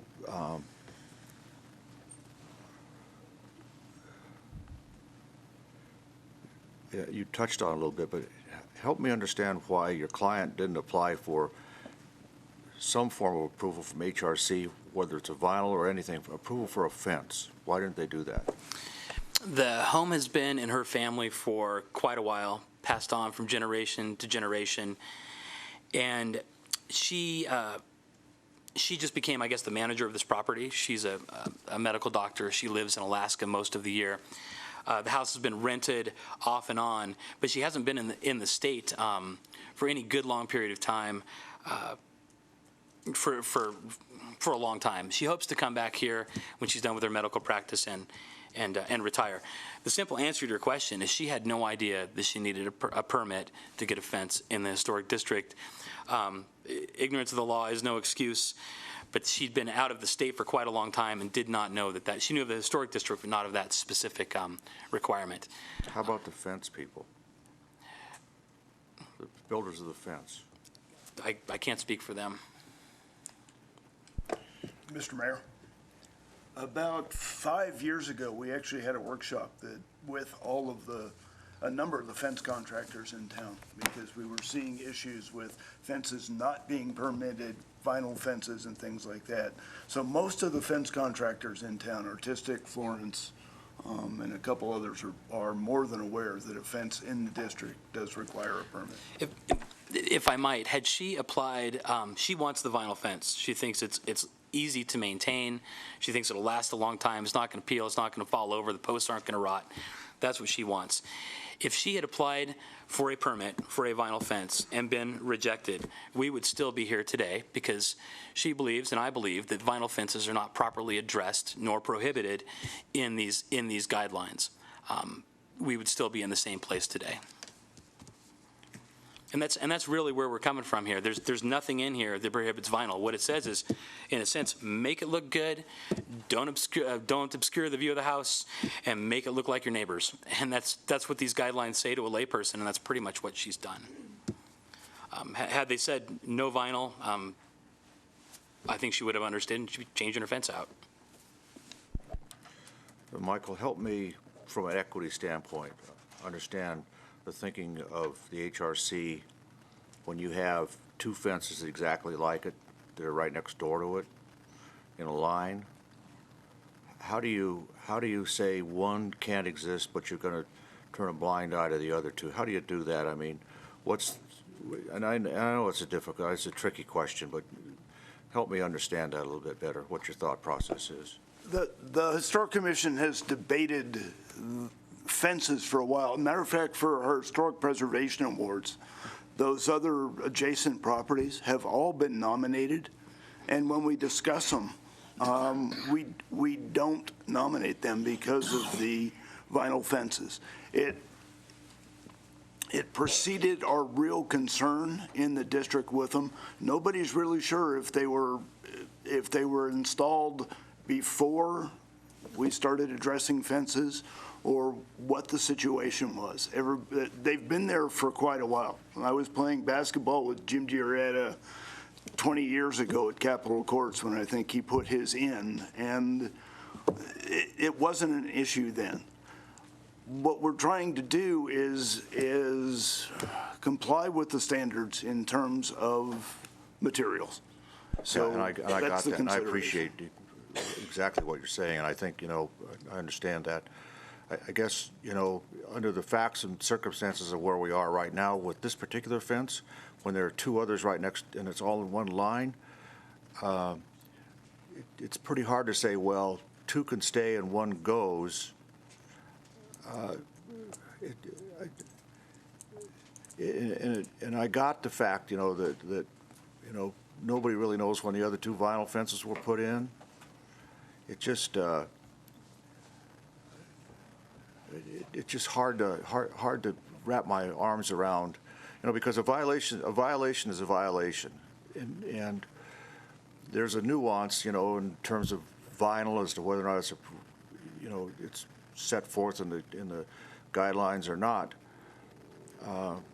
and we could argue that, I guess, but what, as you're saying, it really gets down to the historic character of what we're trying to build in keeping with the historic character.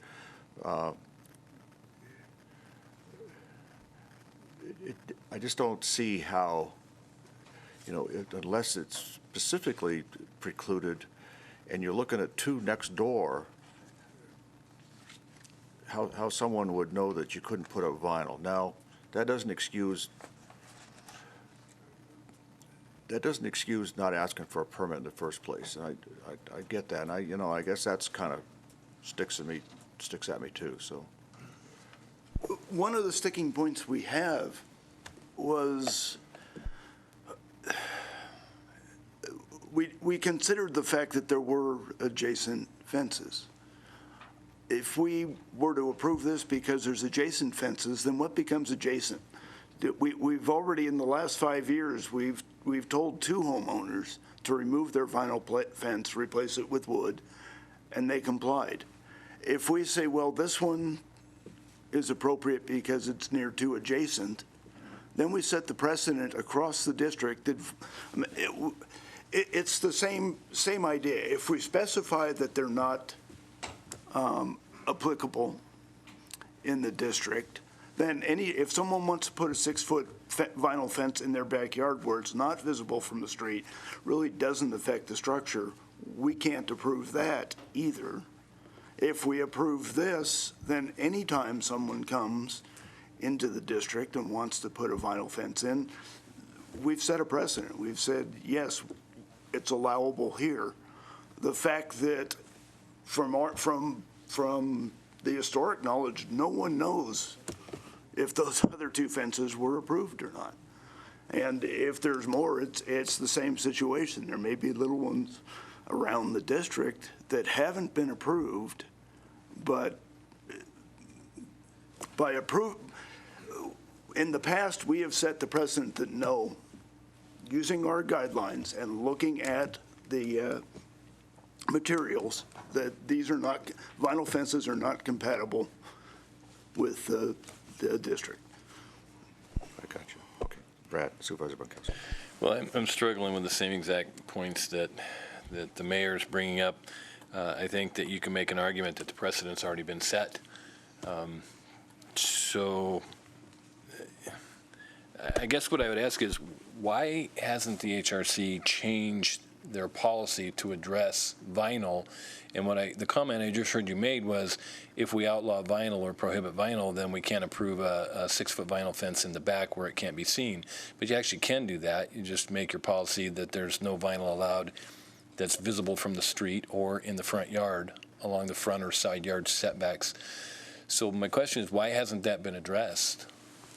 I think it hasn't, because in the past, we've been able to work with homeowners and either get them to change, or when they bring it to the commission, we discuss it and they go ahead and go with the wood or appropriate materials, and it still gives us the option.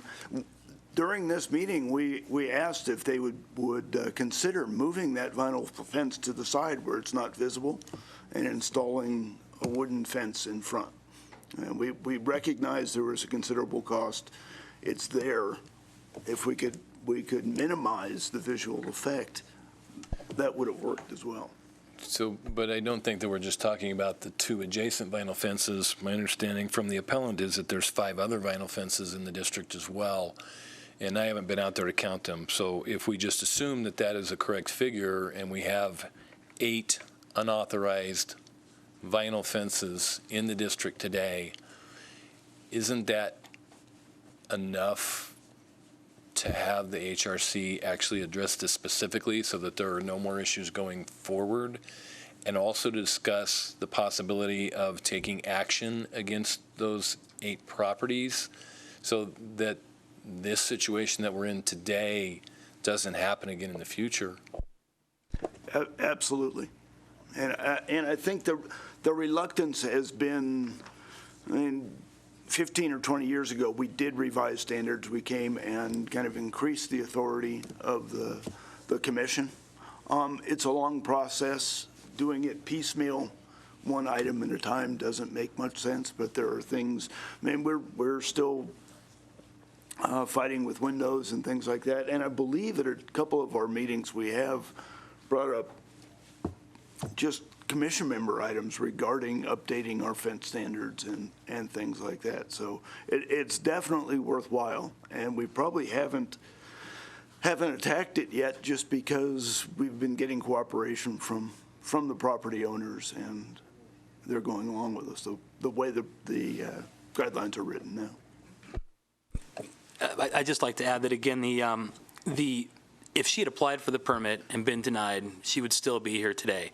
The issue before you is whether or not the denial of the permit, retroactively or not, whether or not it's in compliance with the guidelines. And I think that the denial of the vinyl fence does not comply with the guidelines because they are so nonspecific. There's a big difference there, because she's out of pocket this, and if this board says no, then she's got to go, expend the dollars to tear it down and rebuild, if she's going to rebuild. I agree.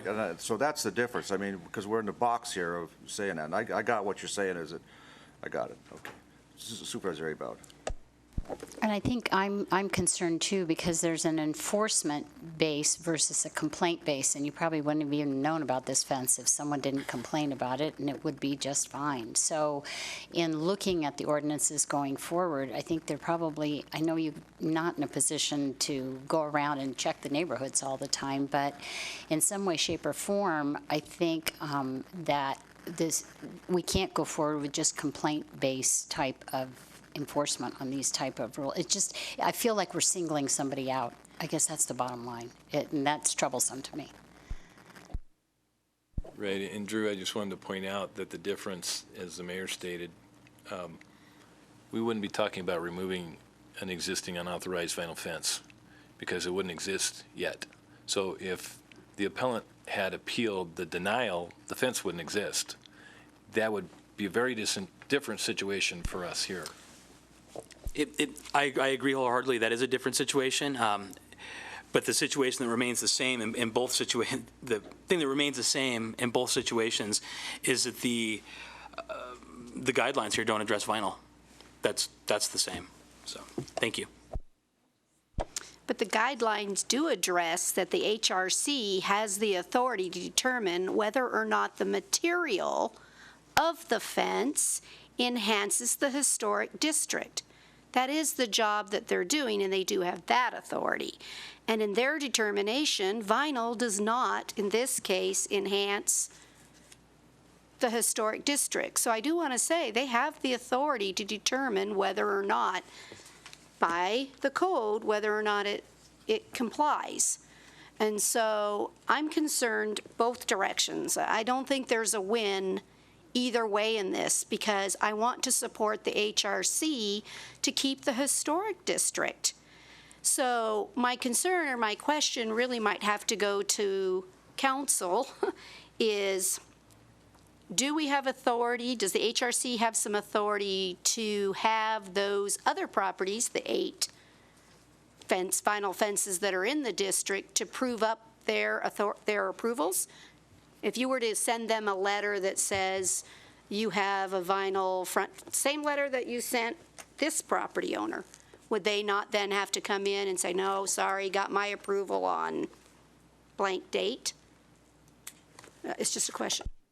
Thank you. For the record, Dan Yu with the Carson City DA's office. I'm glad you asked me that question. This was a question that actually came up during the original application hearing, and it was one that I had addressed. As staff had already pointed out, we just don't really have the specific facts surrounding the circumstances of those other fences, when they were erected, whether or not an application was made, whether or not they actually ever obtained approval before the HRC. That being said, even with those quantities of unknowns, the HRC absolutely does have the authority under CCMC to go out and investigate, issue citations if the case may be, if it requires it, and basically, in a nutshell, dig around a little bit deeper.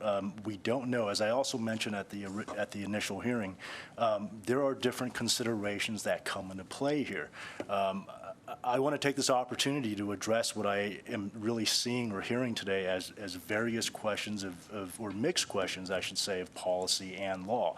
Now, I don't want to address the policy questions, but from a legal perspective, I want to be able to provide some additional information for this board before you make the decision today. With respect to the other fences in the areas, I understand that this is a question or an issue or a situation that's maybe hard for, as Mr. Mayor pointed out, for you to kind of wrap your arms around. It's difficult. I think the fact that the HRC constituency membership debated the issue for so long actually serves as a testament to how difficult the situation is. I don't think that any of the HRC members or any of the members here today question that, there's no amount of empathy that should be given to the appellant. It's a difficult situation. It involves financial impacts. That being said, I did also mention to the HRC at the initial hearing that there is a potential for establishing a bad precedent here.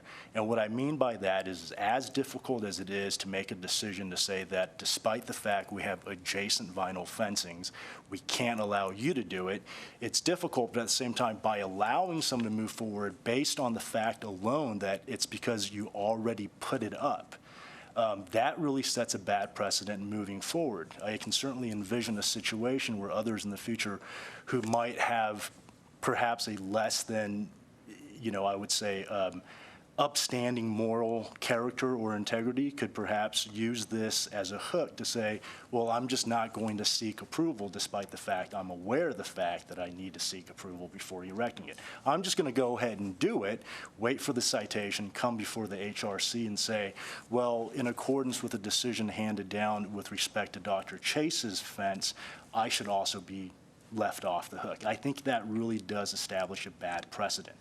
Policy-wise, whether or not the HRC should look into whether or not the ordinances should be revised or amended to address specifically vinyl fencing, I think that's a policy issue. I think another policy issue is the question of whether or not there should be a beefing up of code enforcement in addition to just the complaint process. And those are issues that, I'm not really equipped or I would say even authorized to address. Those are just purely policy questions. I do, however, want to use this as a springboard to just quickly address what I think is, well, and not think, but actually what was specifically asserted in counsel for Dr. Chase's letter, which alleges that, the CCMC provisions, the code in Title 18, and then also the historic development standards are unconstitutionally vague. I appreciate counsel's assertions, and I certainly acknowledge the fact that his propositions of law, as cited in those two cases he referenced in his letter, are correct. But I would also say that with all due respect to counsel, that he's taking this analysis completely out of context. And therefore, I think his analysis and his conclusions are wrong as a matter of law. Looking at a very broad cross-section from all the various sister states, other jurisdictions, with respect to the cases and those opinions rendered by those courts, it's pretty clear that the CCMC provisions that we have on the books right now, which are surrounded by and also incorporated into and also support those provisions, meaning the design standards, the appendix in Title 18, which show not only the illustrations of the various types of structures and the types of architectural styles, everything incorporated in the CCMC provisions, along with standards that are referenced with respect to the federal provisions that are set forth by the Department of the Interior. Other cases have said over and over and over again, when it comes to ordinances involving matters of historic preservation, there cannot be any mathematical exactness. And the reason why is because, as one court pointed out, we're all condemned, unfortunately, to the use of words. And what that means is it's really difficult, if not impossible, to capture the entire atmosphere of a historic district using just language that you incorporate into a legal ordinance. That's why courts have said over and over and over again, in all the jurisdictions, from state courts to federal district courts, that local municipalities like Carson City should be granted wide latitude in providing language that affords some degree of flexibility, as long as there are some standards there. The standards that are incorporated in CCMC and Title 18 are sufficient to alert the appellant as to what sort of conduct is prohibited and what sort of conduct is not prohibited. Courts have also said over and over again, with respect to historic preservation guidelines and ordinances, there's a different type of tolerance that courts and also municipalities and the United States and the state constitutions would accept in terms of what is vague and what is not vague. I've heard here a couple times, I don't know if I heard specifically the term vagueness, but I know that's asserted in the letter, and I do know that counsel has said at least on one or two occasions that there was no notice that was provided to Dr. Chase, and I respectfully disagree with that. I think that there was ample notice provided. I think that there's sufficient notice provided. I think that the level of notice and the level of articulation set forth in CCMC rises to the level of clarity that would withstand constitutional challenges and scrutiny if this were proceeding before a court of law. So I think when you look at all the cases throughout the jurisdictions and you look at the language that CCMC sets forth, I don't think that there's really any question in my mind that policy matters aside, difficulties of the issue aside, from purely a legal perspective, I don't think that there's a problem here. I'm happy to answer any questions. Just a follow-up, I did hear the HRC has denied others vinyl fences. Is that correct? That you, when they came for permits, you worked with them on this stuff and you have not allowed Not so much it? denied as discussed and got the applicant To change the product? Yeah, and So- in fact, in 2 cases in the last 5 years, or 8 years, I think, we've actually had applicants take vinyl fences down and replace them with wood at our request. So so part for me is to make the decision I really believe if we allow vinyl here, we're setting the actual precedence to say vinyl will be accepted in the district. And therefore, it would negate the HRC's ability to look at fence material. And so now do I think that the other one should be looked at? I think the other 8 should be looked at too, but anyway, just a thought. Well, I just want to thank council for the briefing. It was very thorough. I do appreciate it. I think where I'm still a little, you mentioned the word vague of vinyl can go in. I'm vague on if vinyl can go in or not. So in your opinion, can vinyl go in according to HRC or anybody else guidelines? Can vinyl go in, yes or no? Supervisor Shirk, I understand you're asking for a yes or no question, but unfortunately my answer has to be it depends. The reason why it depends is because the historic guidelines are in place, as I said before, to afford some degree of flexibility and latitude. Now, ultimately, when a court looks at whether or not the decision of the HRC was arbitrary and capricious, that would be the standard that's established. I don't think that there was any arbitrary or capricious decision-making and or any lack of reasonable standards by which the HRC would base their decision. And the reason why is because they have to have some degree of flexibility. That flexibility that's afforded in CCMC does not run afoul of constitutional parameters. Those constitutional parameters being a level of clarity that's required to avoid what's called the vagueness doctrine, which would then void such ordinances. I don't think that's, again, a problem here with the wording that we have in our ordinance because, again, in the historical context of these types of ordinances and historic guidelines, I think that everything meets constitutional scrutiny. Thank you. And if I may come back to the HRC, do you think at this time when your committee or commission meets again, you look at putting the word vinyl in to the scope that is not per se the material that will be allowed in the future? You think you'll add that one word? I think we would certainly recommend that staff agendize the discussion regarding fence materials and updating our guidelines on fence as a result of this. I'd like to add, Ms. Bagwell, Supervisor Bagwell said that by allowing this fence, it sets a precedent and we're going to have vinyl everywhere. That's not necessarily true. What I'd like to see happen is, and I disagree with Mr. Yu. I think this is, as applied, I think it's very, very vague because it doesn't say vinyl. What I'd like to see happen is that this fence be allowed, the permit be allowed retroactively, the fence stands, and the Historic Commission goes back and revisits their guidelines to make them less vague, to prohibit what Ms. Bagwell is concerned about, the proliferation of vinyl fences all over the neighborhood. That doesn't happen if HRC goes back and amends the guidelines, and that's what I'd like to see happen. I do think they are vague as applied. Just a disagreement. I won't give you another briefing on that.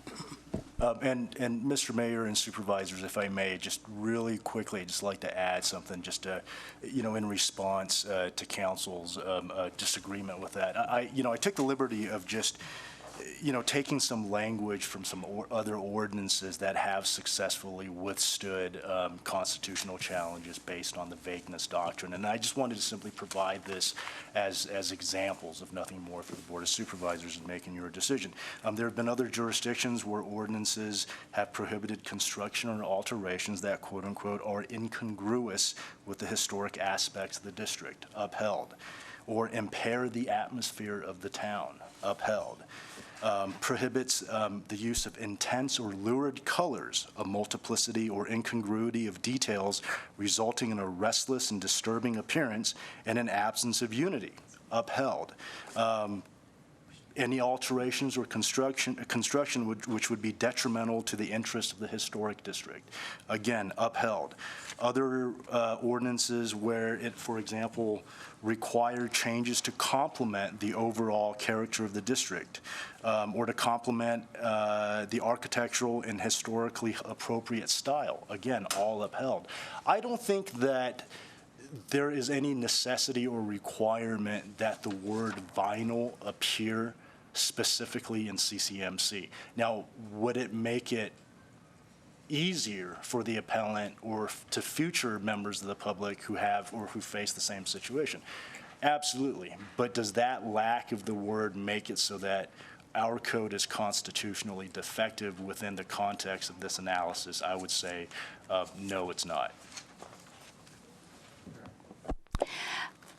In light of that, because you just defined preservation as opposed to sustainable in terms of materials, it's more about preserving the integrity of the area. I get all that. Can you list frowned upon materials so that folks take a second look at what they're considering to put in so we avoid this controversy? Not saying that it's disallowed, but saying that, we're going to take a frowned upon look at using this. Sure, thank you. Supervisor, I think that's an excellent idea. I don't think that there's any harm in taking that approach. I would also note for the record, though, that in the guideline as they're currently drafted and currently exist, it already says that typically within the historic district, it's wooden picket fences that are used, and in certain circumstances, masonry and iron. I think that the inclusion or the specific references to those types of materials by themselves would conversely mean that we're excluding any other material that's not already incorporated in that enumerated list. However, if we want to expand upon that enumerated list and also specifically reference materials that would be quote-unquote frowned upon, there's certainly nothing that would prevent the board or HRC from doing that through revisions in the code. Suppose you made a motion or a motion was presented that said that this fence will come down and be replaced when the other 7 are come down and replaced at the same time. Well,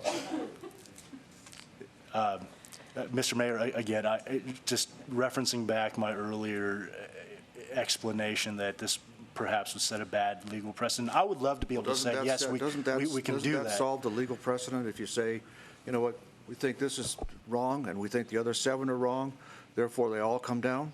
Well, Mr. Mayor, I would love to say that, yes, we can do that. But unfortunately, as I said earlier, we don't understand and fully know the specific facts around that. So, for example, one of the things right off the top of my head would be if one of these other fences has been in place for, let's say, 10 or 15 years, we can issue a citation, bring them before the commission, but I don't know whether or not legally the commission would actually be able to enforce that and ask them to take it down or demand that they take it down. The obvious reason would be if they assert a defense of laches or if there's already a statute of limitations problem. I don't want to say definitively for the record that that is a viable defense or a defense with merit because I don't understand all the, I'm not aware of all the facts surrounding the circumstances, but I can see that being a potential risk. So again, there's nothing that would prevent HRC from going out and issuing citations and bringing them before the commission to conduct a hearing to investigate the matter any further, but certainly there may be other conditions and limitations on what sort of a legal authority is left for the HRC to commence with, because statute of limitations, latches being, again, just the two things that are foremost in my mind here.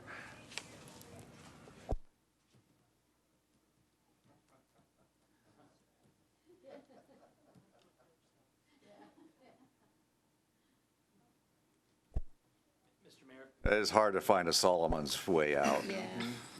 Hard to find a Solomon's way out. But Drew, Mr. List, I kind of get where everything's going here.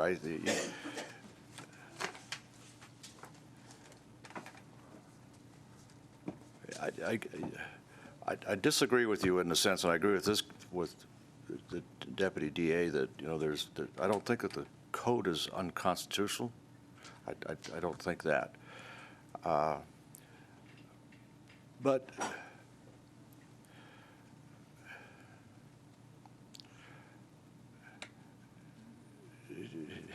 help me understand why you don't think, you're a longtime resident here, why you don't think that, and that's the wrong way to pitch that, but why we're not setting a precedent if we allow a vinyl fence here? I mean, why isn't this the time when it's come up, it's teed up, the HRC's looked at it hard, they make these decisions, and my office is in a historic district too, and so I grump at them now and then too. So, but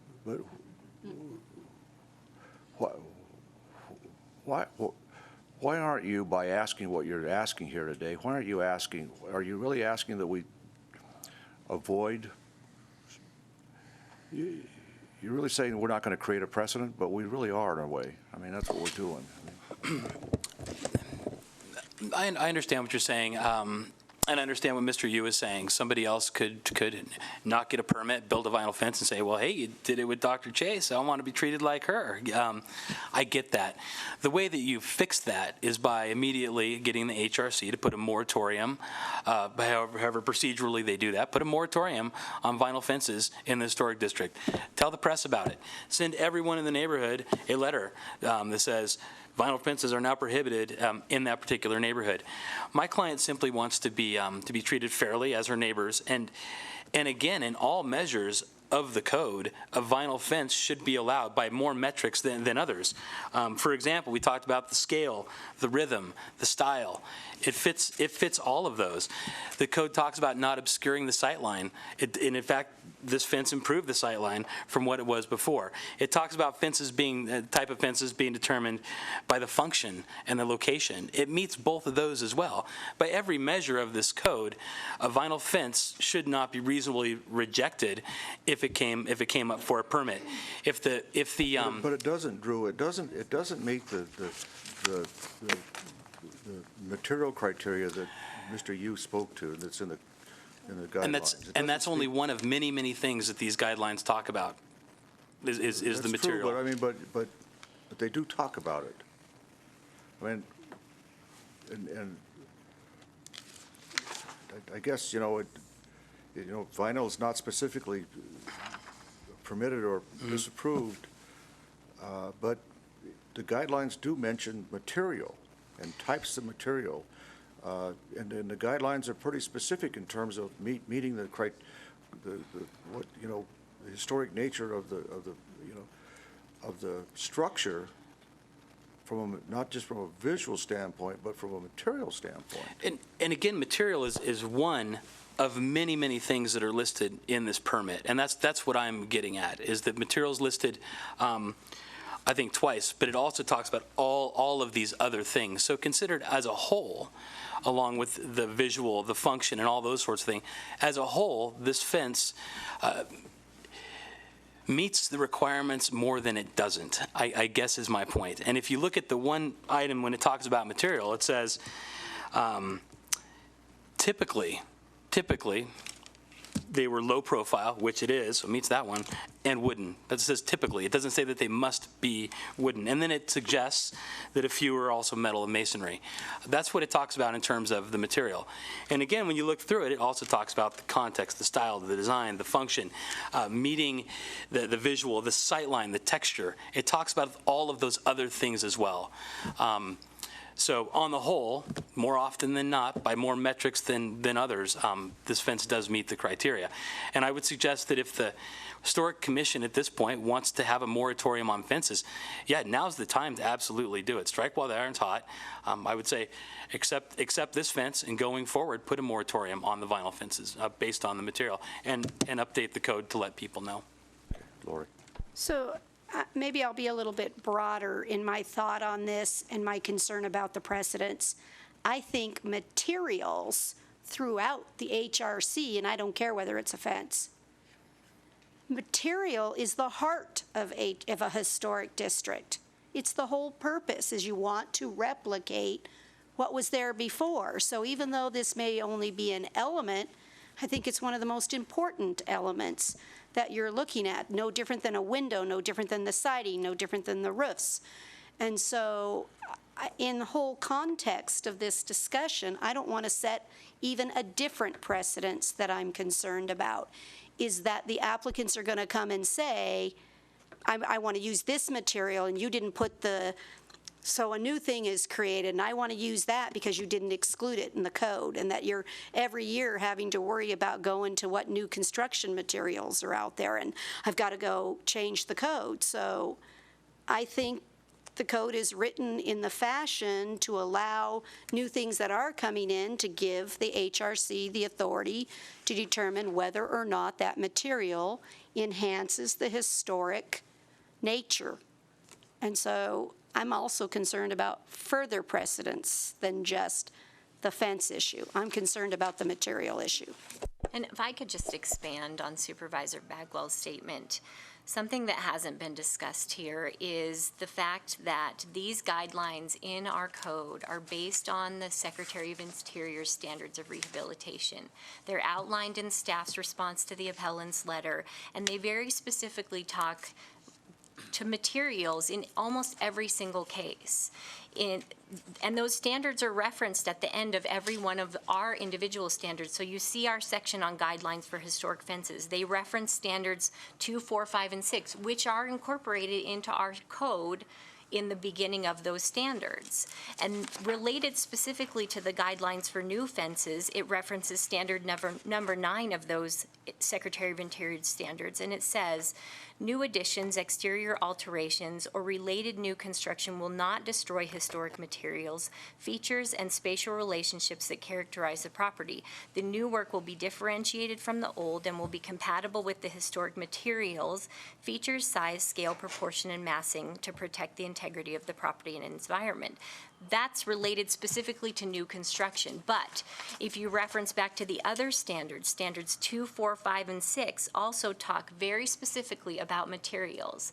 So staff would agree with Supervisor Bagwell. Materials are incredibly important, and Historic Resources Commission has taken that stance over and over again as it looks at these cases.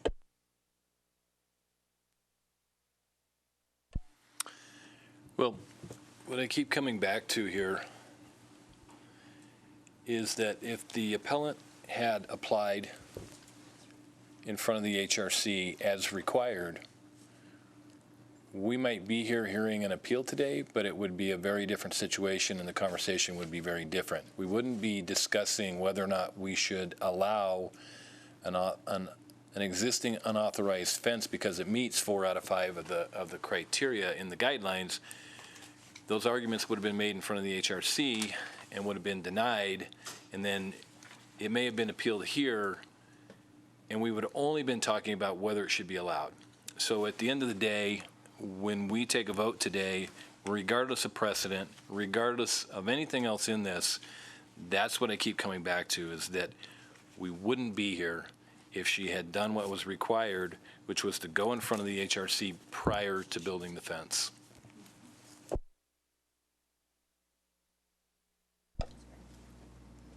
And if I may, I think the discussion was, I think it leads us to, we need to look at the historic statutes, or however you want to put this, or the guidelines, and I think you need to be more clear on what material you will or will not do. I think vagueness is great, but it doesn't really help anyone.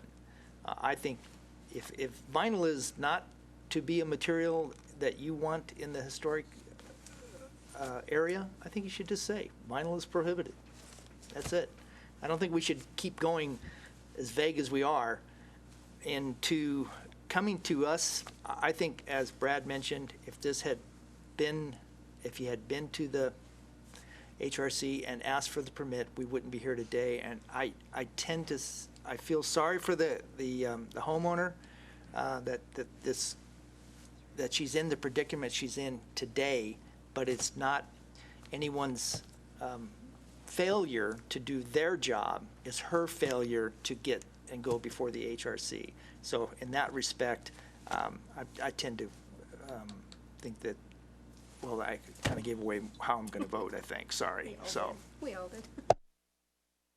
And I just like to say, having to keep up an old building on a regular basis, I understand that maintenance a lot of times takes precedent in terms of people's choices, in terms of materials. And I do think that it helps folks to have something in writing that says the Historic Resources Commission frowns upon the use of blah, blah, blah, blah, blah. It just takes it out of the equation so they can move forward in upgrading their historic property in a way that works. So that's my thought. Well, I agree with Karen, although I would go a step further. If the intent of the HRC is to prohibit vinyl fencing where it is visible in the front yards, then I think we should just say that without prohibiting vinyl. So just say vinyl fences that are visible along the front or side yards are prohibited, but vinyl is an allowed material where it cannot be seen on a case-by-case basis. So, we definitely have to address the design guidelines so that they are more clear. One thing I would ask to Mr. List is that you do mention to your client that before she abandons the driveway, she needs to talk to planning, because I don't know that that would be allowed, because it could have an effect on the parking for the property. So before she does that without checking, have her check with planning. I'll have her contact them as soon as possible. Thank you. Mayor, one more thing, if I may. Sure, go. I do appreciate council's input and the HRC and the appellate here. I would say that when you say vinyl isn't approved if it's visibly seen from the front of their side yard, well, my vision and your vision could be different. And what you see and what I may see are two different things. And I think that just opens the door to further discussion. Well, I can't see it, so it's okay for me. I think it is vinyl or no vinyl, nothing else. I think it just, the clarity would help. That's my opinion, so. I'm not certain that that there's that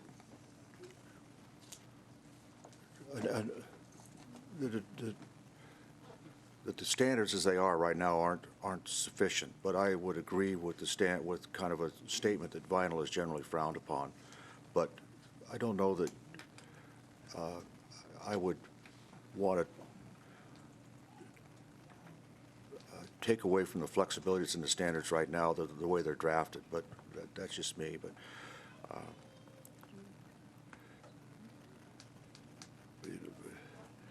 my own sense is that, Drew, I came, Mr. List, I've known you since you were a kid, so hard to say anything, Drew,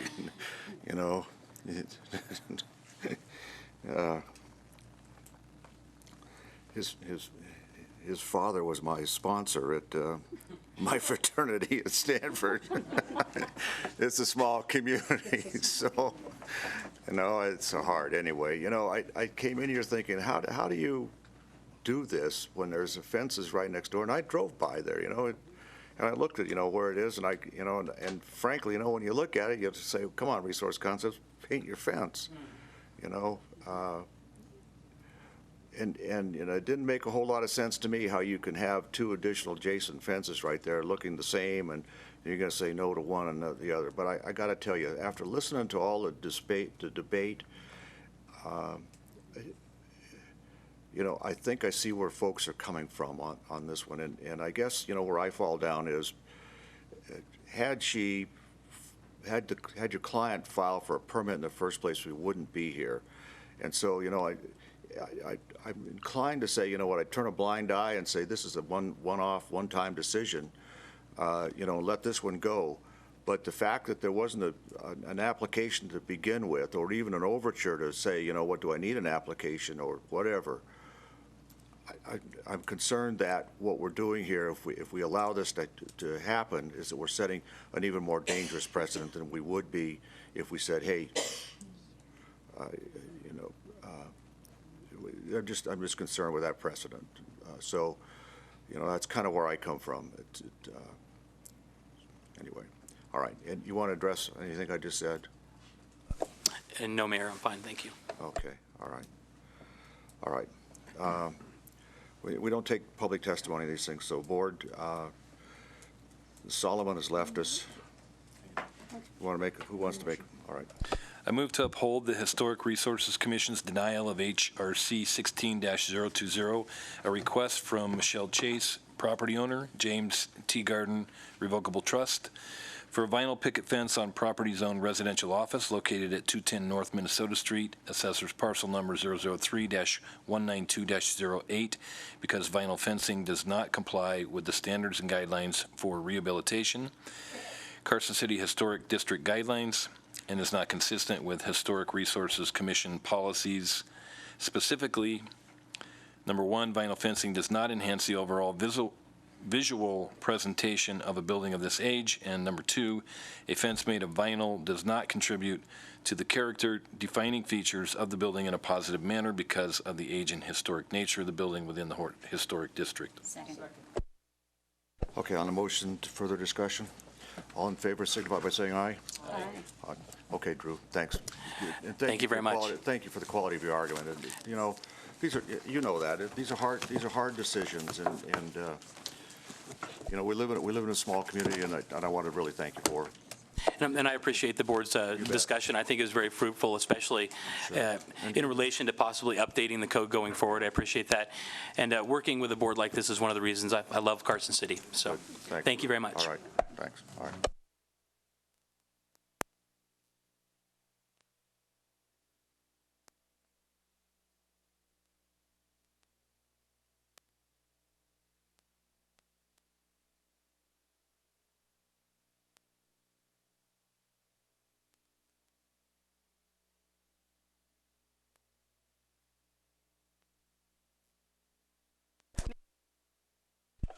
Mr. Assistant Mayor, we're in recess till 6. We're in recess until 6 o'clock.